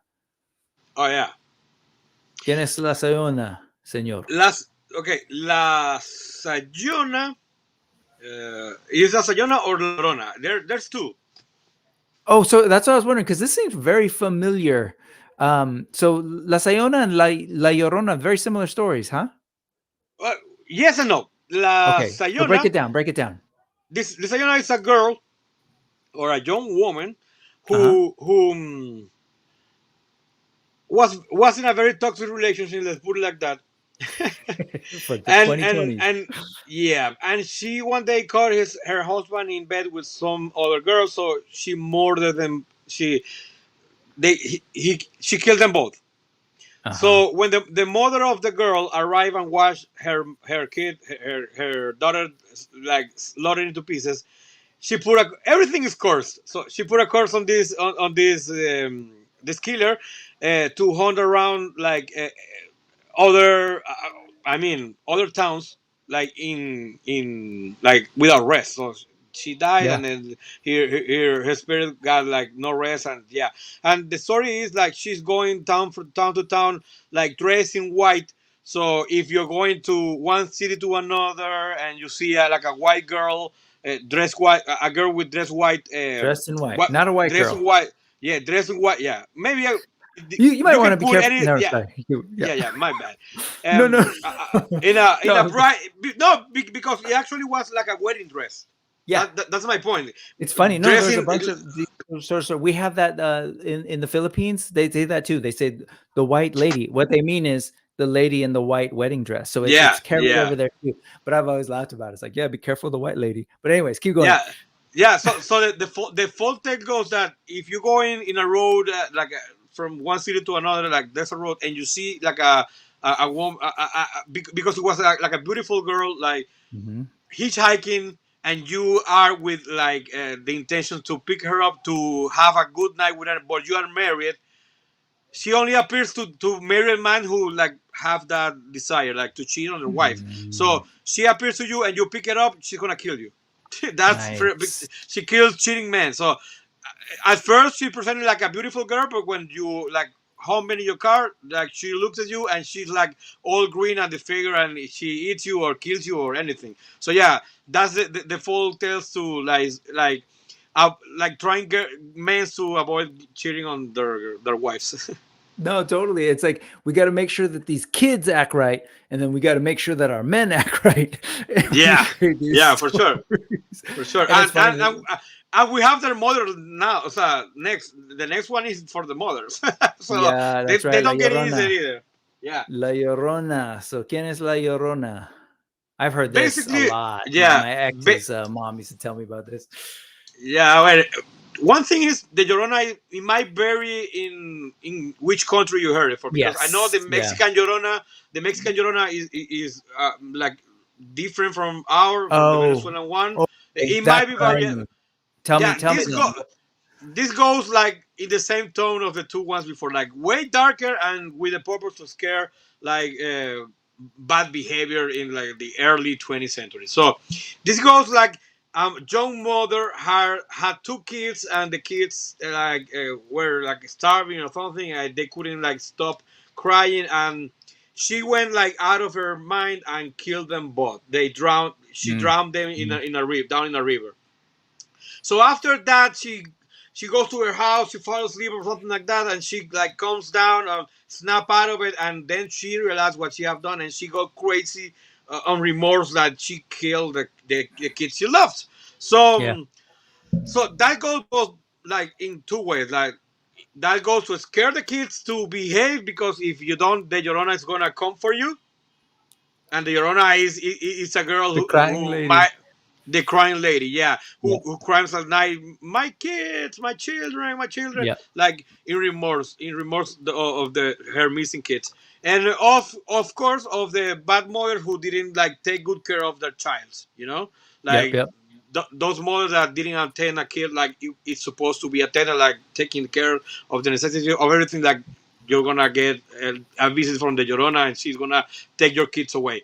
Because back then you wouldn't want somebody to take your kids, but now I might see some girl like, oh, she can have it. So I don't know if that could work now. Man, no, totally. And this notion, this why, like I'm down. It's a good theme for some figs, urban myths, and that's the thing that like Figure Obscura by Mythic Legions. I'm sorry, by I keep saying that, by Four Horsemen Studios. That's what it is. It could be urban myths, it could be cryptozoology, it could be literary stuff, and I think there's just a lot of good, like what's the word, like I don't know, seeds or like fertilizer for cool toys too, right? It's like that, because that's a lot of the stuff. Like Lord of the Rings was like in the mind of J.R.R. Tolkien, informed by his childhood growing up and learning about the fairies of Europe and all this, and then sort of like crafting the world and the Industrial Revolution and everything. Exactly. And mixing it in to tell a larger story. So cool. And so this is, and the other thing is aesthetically, style, design wise, this is a take on the Mexican Llorona, but done in like a very Mexican with a calavera theme, and also like the blocky aesthetics. Like, man, that would make for such cool design. I have a lot of Mexican friends. I love Mexican culture, because as early as I was explaining to you how we got, at least in my area where I grew up, like a huge United States influence because of the oil camp and everything. Um, what I love about the Mexican culture is that they are protecting so well for centuries. So they have that still that pre-Hispanic, Indian, Yes. Native American connection. So you go to Yep. different regions in Mexico, and because you can talk to them, and they have different traditions. They have traditions Mhm. that goes all over the country, but they have some zones where they have specific tradition. They have different cultures, like Yep. upbringing, because there were different tribes of Native Americans living there in the origin of the country. So Yep. they kept as good as you can alive that culture, like with the dresses, with their food, with their traditions, with their music. So it's a colorful culture, yeah, Yep. but it's also rich on the roots. And me as a Latino guy, I'm not from Mexico, but I love that. I wish my country had like had done a better job, like keeping those traditions alive. Pre-colonial. Yeah. Before Yeah, Spain. everything. Yeah. Yeah, I'm but with you, but man. it is That's what it is. Yeah, it is what it is, and there's still opportunity, but there are, like, academics and folks still digging this stuff up. And you you're know. right that Mexico, like, there have been like real strong traditions and strong resistance, frankly, to kind of like keep these things up. It's funny, we're Yeah, talking about La Llorona, and it's I still haven't seen this, but apparently in that whole, like, the Conjuring set of movies, James Wan and Blumhouse, there is a did you know that there's a movie? Have you seen this? The Curse of La Llorona? I've seen the trailer. I didn't watch the movie because I Yeah, I've I never knew seen it it. wasn't my. I knew one thing. I knew it wasn't my Llorona, so Yes. cool. Yeah. It's cool. I like to see one from my Llorona, because one Sure. thing, when you ask me about this topic, the first place where my mind went is Simon Bolivar, because Sure. where I come from, that's like the huge character from our history. The thing Yeah. we are proud for good or for worse is that where I was born in my country, it also was born Simon Bolivar, who, who beat the Spanish and took it out of the country, and also he freed six other nations in Yep. the continent. Bolivarian So Revolution. yeah, so that's where my mind went, because that's what they teach us in school, to like value as our legacy as Venezuelan, like the El Yeah. Libertador, the liberator, Yeah. and That was the original, the dreamer, to kind of give this vision of a free no, America, right? Yeah. exactly, and he Yep. had also like the idea of United States of America down here, like the it was Hmm. called the Great Colombia, and it Yep. was Venezuela, Colombia, Ecuador, and I think another country, but it was those three. Like it's gonna be one country, and it's Hmm. gonna be like United States of America, but down here it was called the Great Colombia, and that was his dream, And a cool thing that is like as a native Venezuelan, like you might like, oh yeah, get tired of it and get like not appreciate it as much. But as you learn and store in the time when you grow old and everything, you're starting to hear like, oh, this guy who fought, he was a general in the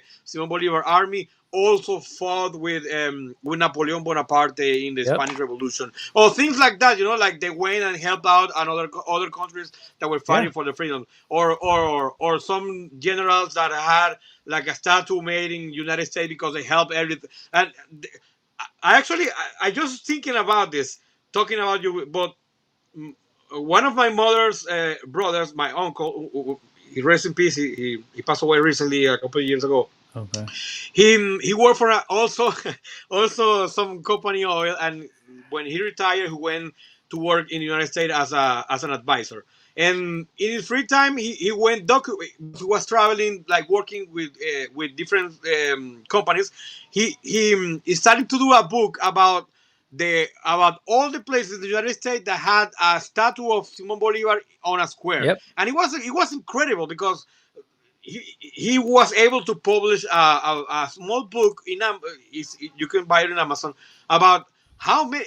Me as a Venezuelan is shocking that there's at least one, and there's a few bunch of tattoos of Simon Bolivar that preceded this migration of Venezuela in the last 5 years, like from the mid 70s, 60s, and even early. Like there is sittings in United States, like promoting the image of a guy that born in my country. For me that's crazy. So I would like to see that in the toy world.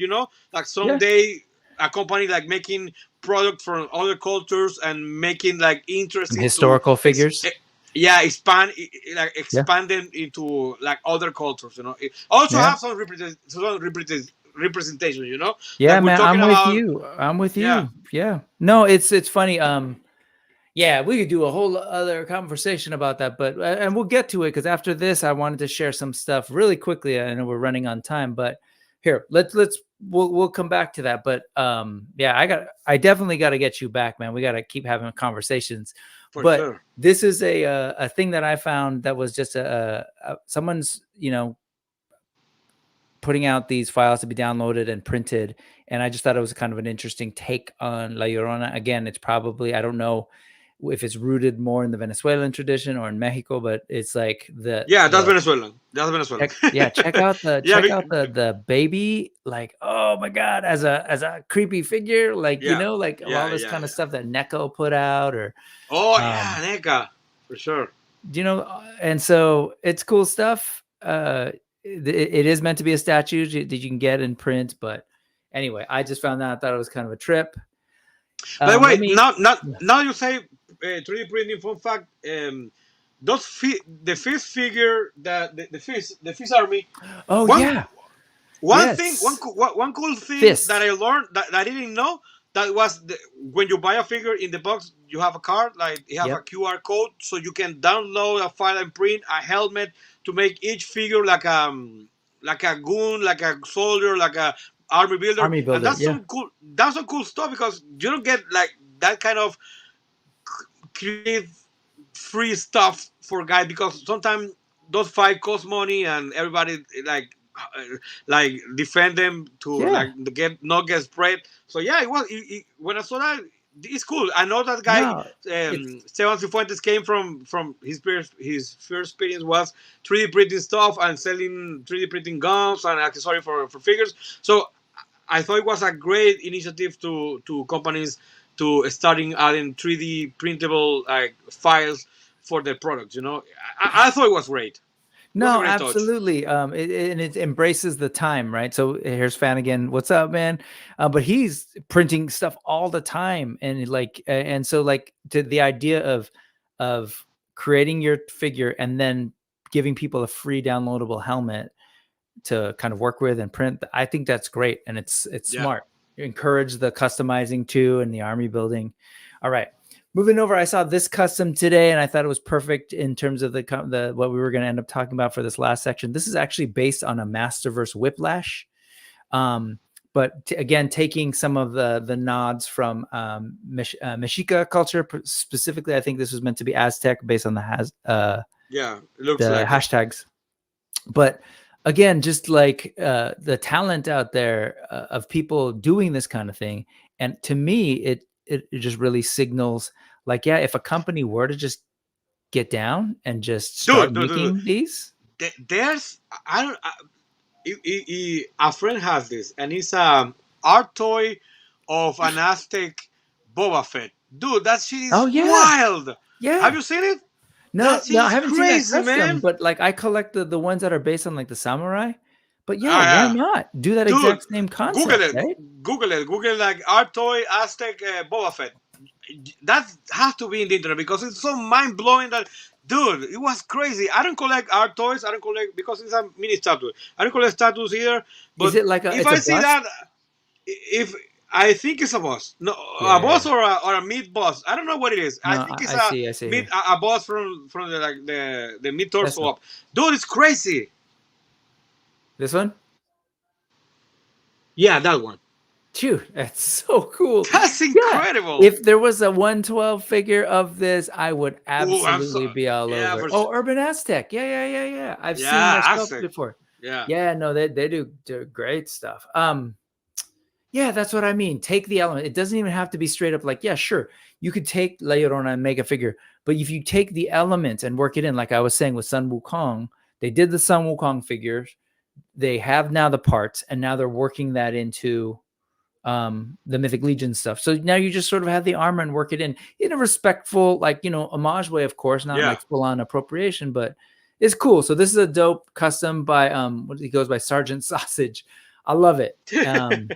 This is the other one. We're kind of running short on time, but Lop Mehrada Isra, who I had oh my gosh, Israel from the Mythic Legion sort of community on, and he was the one who did the Mythic meetup up here in Sacramento. He's the one whose channel introduced me to this guy's work, Iz's work, and this guy's like full on taking customizing to like this whole other Mexica level, like taking, creating like Toltec Guardians out of like Incredible Hulk parts.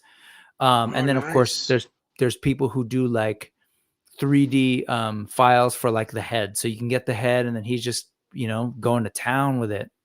Again, that's an Olmec head. I thought it was Toltec, doing, all these customs. And what's happening is like, yeah, toy people are into it, but other folks who aren't necessarily into toys, who really are just excited to kind of see this aspect of their culture, kind of like, yeah, for sure, written big, are getting all over it. So you got a Quetzalcoatl here, and he does great stuff. I'll just do a couple of quick highlights.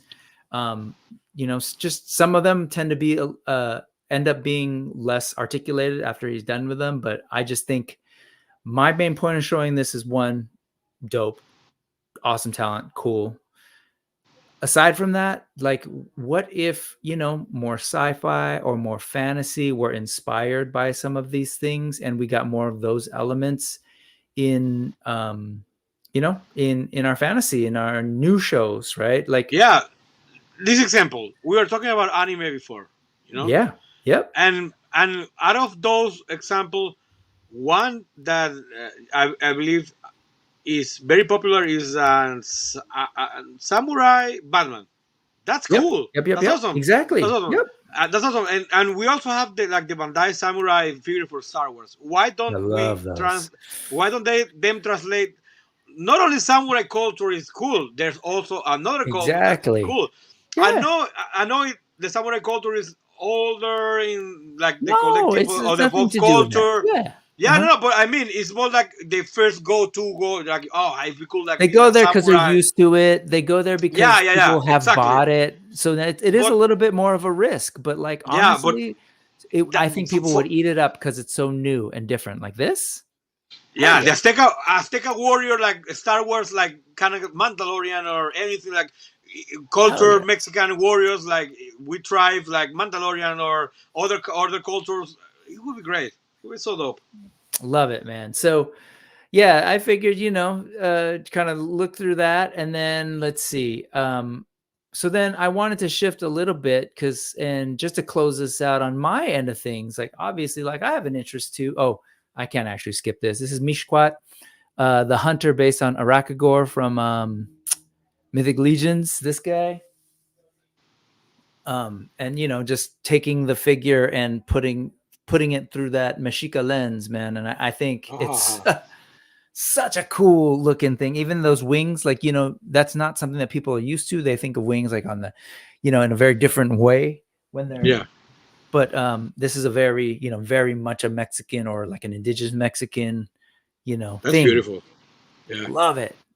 And then of course, hey, my people like you're pointing out in Venezuela, for the longest time, we didn't do a great job of embracing our pre-colonial heritage, the stuff that came before Spain came, right? Because we were taught to hate it, actually, that it was, not good, that it was demonic and whatever. But now, this sort of next generation, for a while now, there have been people trying to bring that stuff back up. And I look at this stuff and I think about, I've been talking with the Brutal Realms guys. It's just like, hey man, yeah, keep doing what you're doing. Give us the stuff from the Yoruba, all of the Native American stuff. Dope. But hey, eventually consider some Filipino stuff. And I just sending him images. The first time we were talking, he's like, oh, whoa, yeah, no, we should. That's good. That's awesome. Because visually, and I think in terms of thematically, there's a lot of great things like these gods, these old Apolaki. Other folks in the Philippines have already kind of created video games, like a role-playing game like that based on these things to kind of popularize it more. But even if you know nothing about it, if you just saw dude with glowing tattoos with looking curvy knives or Chris knives, like, you know, like to me, this is the stuff of Eternia too, you know, like, yeah, for sure. Mix that stuff in there. This is the stuff of whatever Kirby's New Gods. Work that in with some sci-fi. Yeah. Going to the actual basis of collecting toys because it's fun, and maybe not knowing anything about everything. If the figure looks this good, there's a mysticism that it can create your imagination to have your own backstory for this character, because we have like a lot of Egyptian gods and everything, and most of them, like in our culture or like products we get here in the west side of the world, like we think they mean something and they don't mean that. They mean what the industry of whatever have told us to mean. So they creating repacking and sold it to us just because they look cool. So you can do that. You can have a cool looking toy that look like a warrior from another culture and build your own story, build your own canon about it, because just because you like how it looks, you don't have to be like the expert or you know. Yep. It's fun. And it's not because if you're able to learn something from it and appreciate something, another culture more, great. But even if, like you said, it's just cool looking, hell yeah, dude, give me the guy who's got glowing legs. I'll take it. You know, give me the girl with this cool headdress. Like, what's she about? Or this guy, what? He's a rice god? Yeah. And he just looks dope with like, look at those crazy like things coming out of his feet. Give me this stuff. And so I'm just sharing this. This is coming from stuff out of the Philippines that, like, I think it's ripe for exploration at some point. Marvel Comics has incorporated some of this stuff more recently. And then even our pop culture.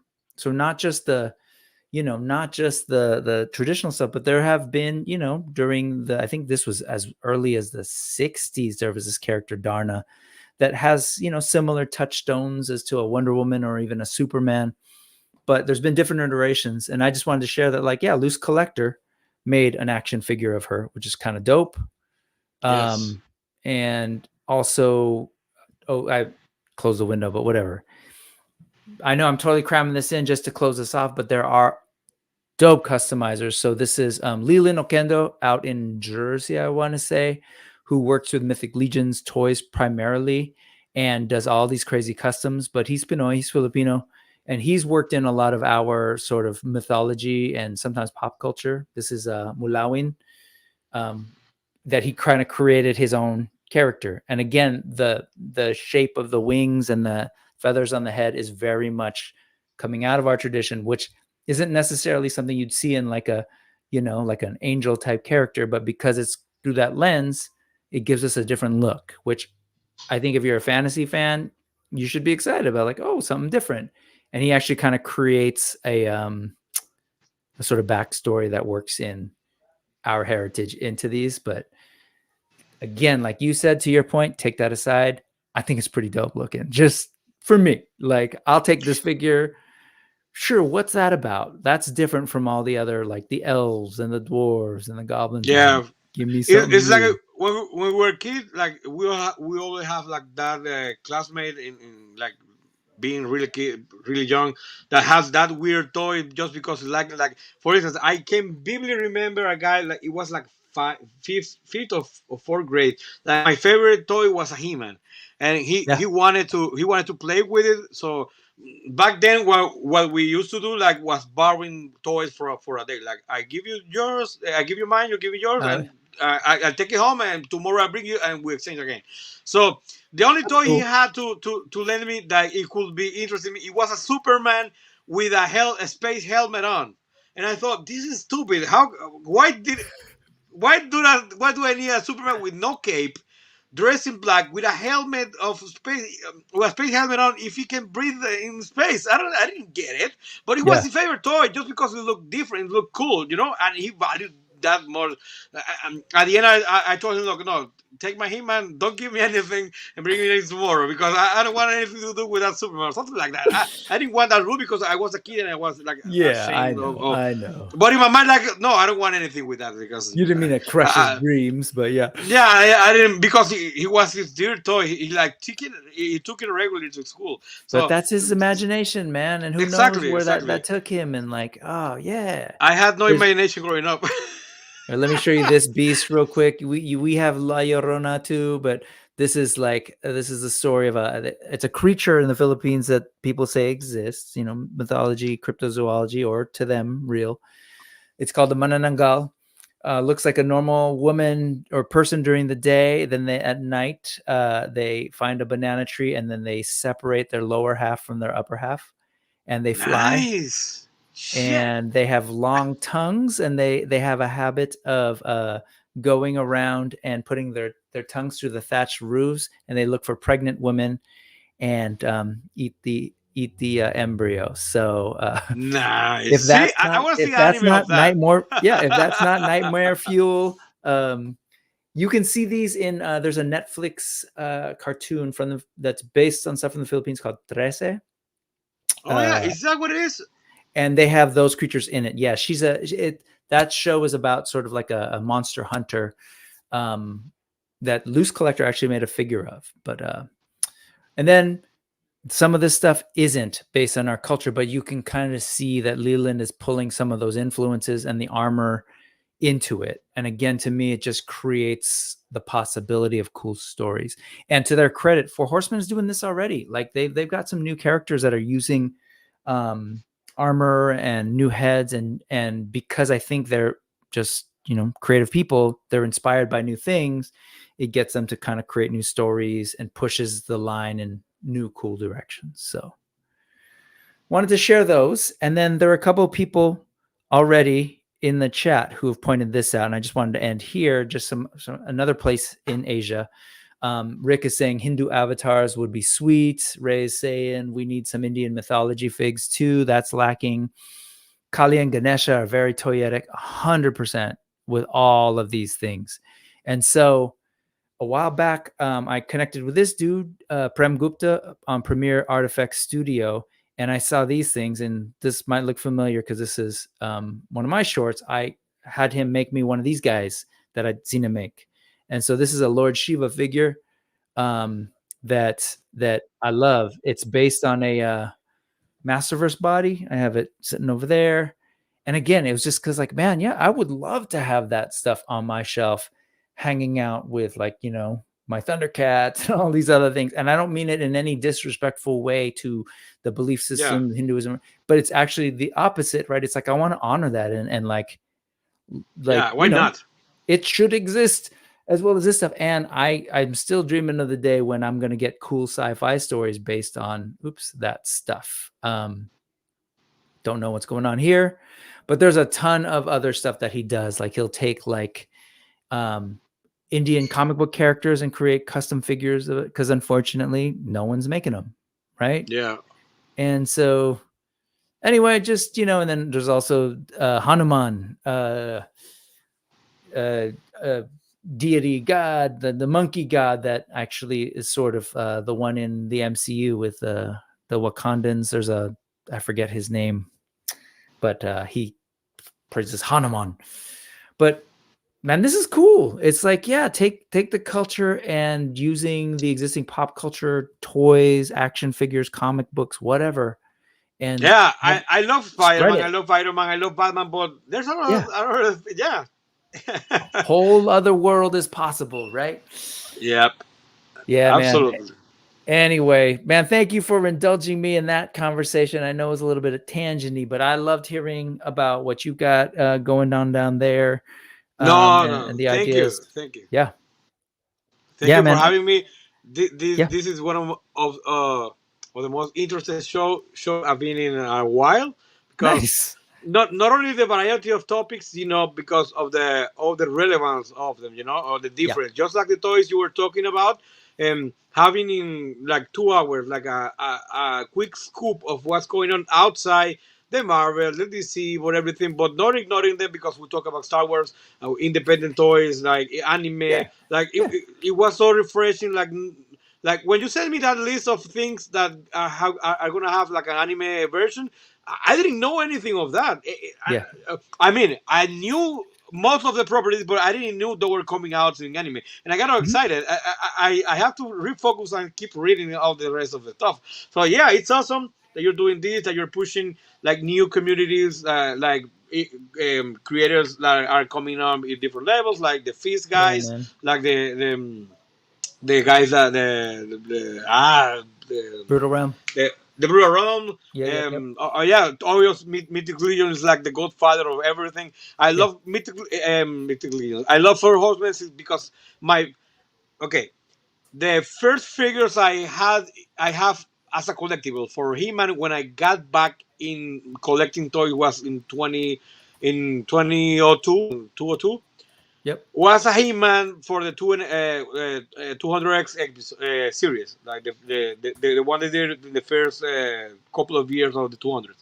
And they sculpted the whole line and I love those designs. And later on, I got into the information that they present those like version of the characters to Mattel to redo like the He-Man image and the Trap Jaw and I knew toys from back my age. I knew everything when I grew up. They were toys, and when I went back, I was looking for collectibles, and those look great, and I love them so much. And the Four Horsemen, like from then, got grabbed in my mind. Like I have to thank him for redoing He-Man in that way, like mature sci-fi way, like I don't know, and kept it alive. Really helped keep it alive so that it's still here.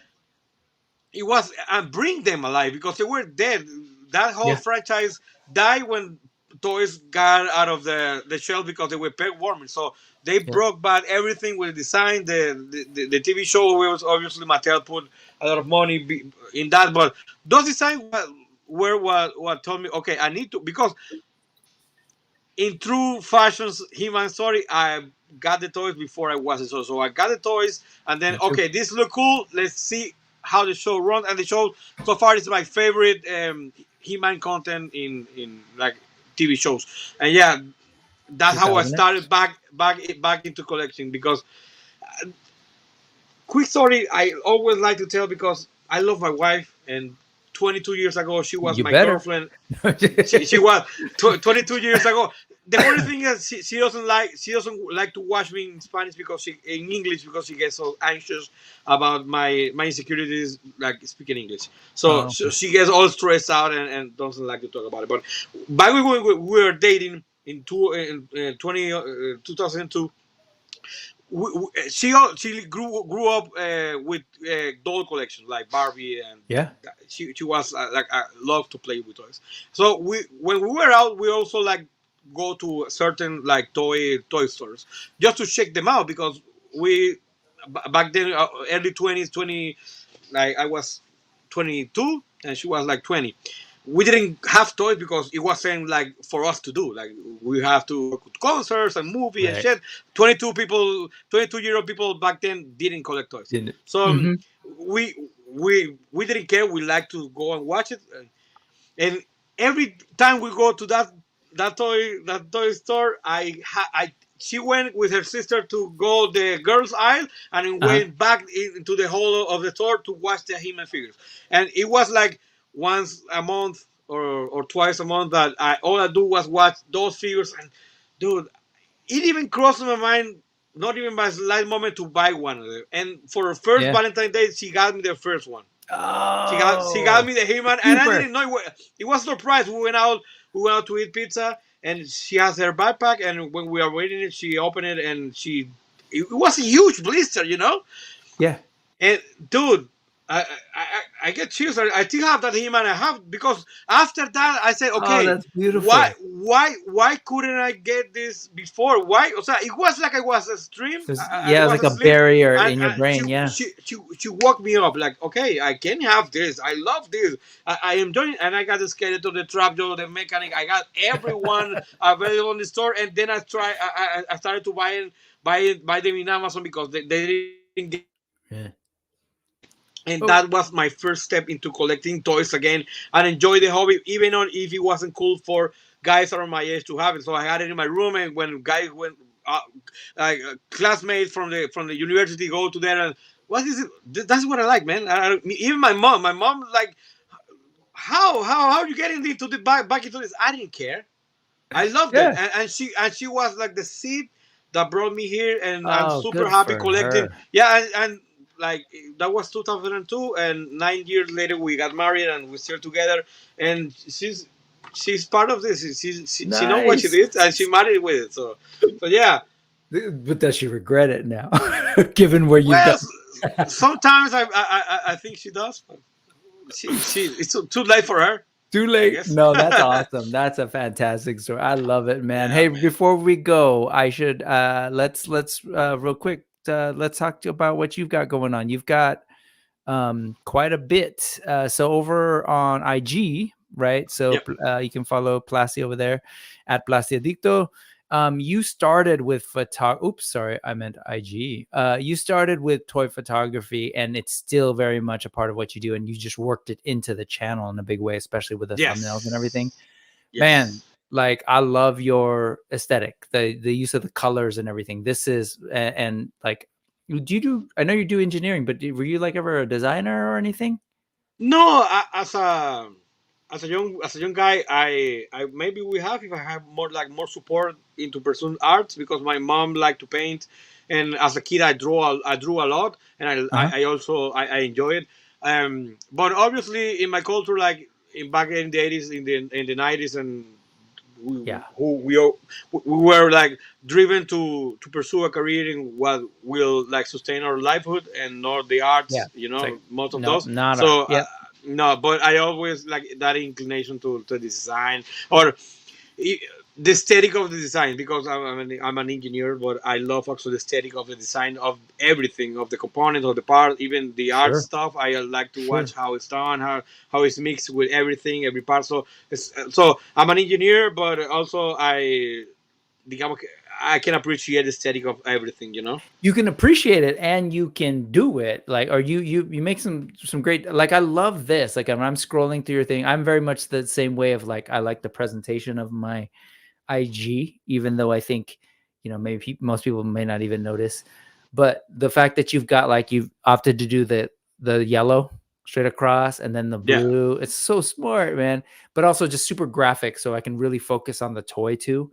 And you've taken to using that's the idea for your thumbnail. That's the idea, like focus on the toys. Like obviously it's for different reasons, like for a standpoint of a review maker, I can like have the time to change the backdrop, to choose, to everything. So a while back I made a conscious decision to try to make as much as I can with solid color background. After that I try to look like the best way to keep it simple but like presentable, like good looking, like it's gonna. I know it might be fun. You might find it boring, or some guy can borrow out of it. But the thing is I'm doing this review to showcase the figure, the good or the bad. It might be sucked, but I'm gonna try to look at the best, because if you're watching it, probably you already had it and you hate it. If I can make you hate it less with my video, I'm gonna go for it. So I'm gonna try to make it look as good as possible. Yeah, and the goal is I'm gonna make you hate your figure less. Nice. Yeah, exactly. If you hate it, if you love it, only if you want to get it, my job is to try you to pursue to get it. If that's your job. But yeah, the background. I love the photography.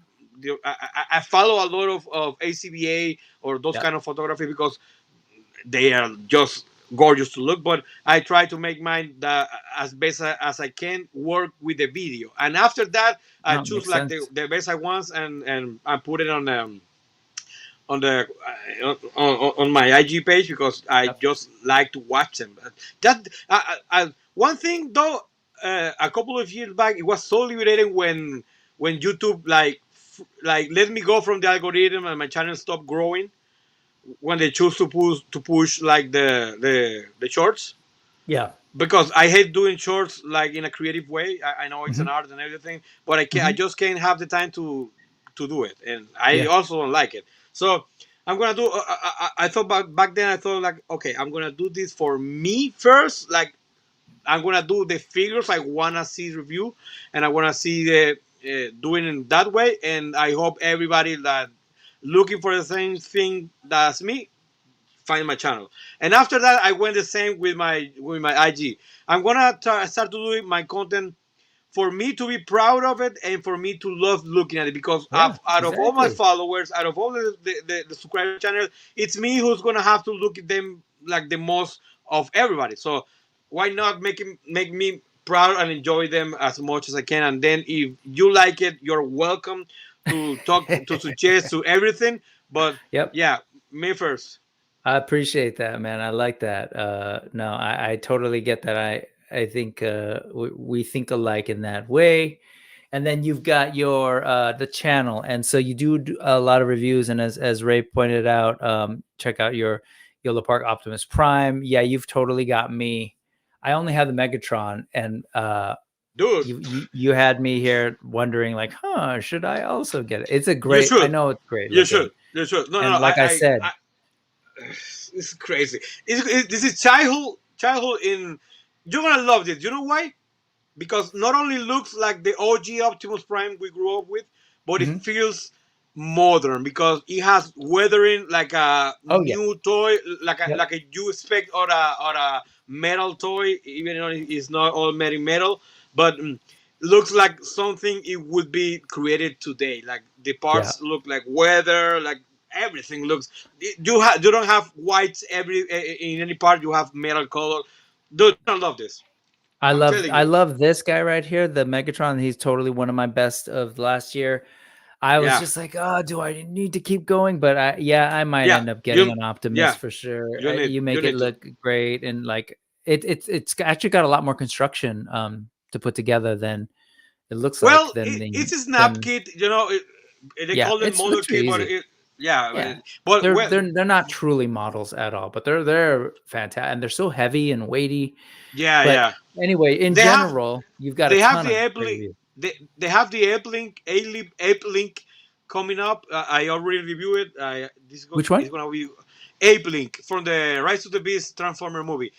Okay. I didn't love the movie, but I love the design, so I started buying the line, and I like them as a design standpoint.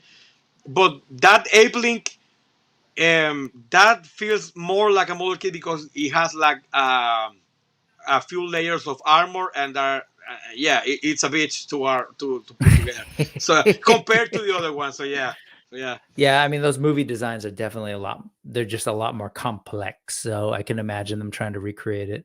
But yeah, these Metal Slug figures look great. The reviews are great. Oh yeah, they're awesome. No, man, I love it, and it helps me practice. I can develop my ear for the Spanish.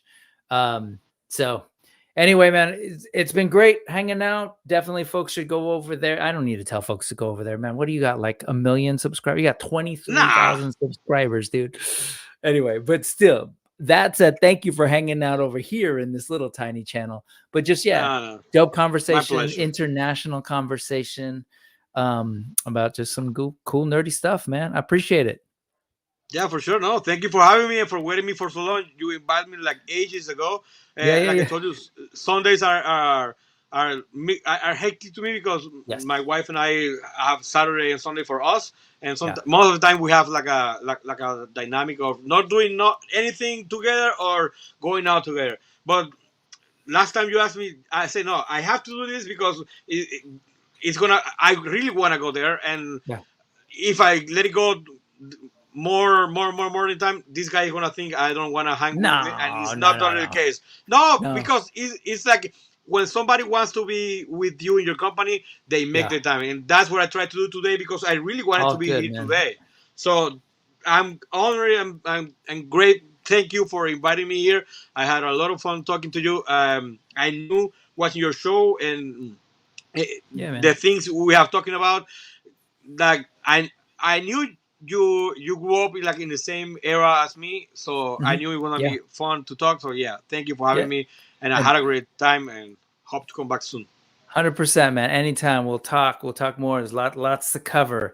And yeah, I also I appreciate the thought of things. So, you know, I live here, but I still got some LA in me. So I appreciate that.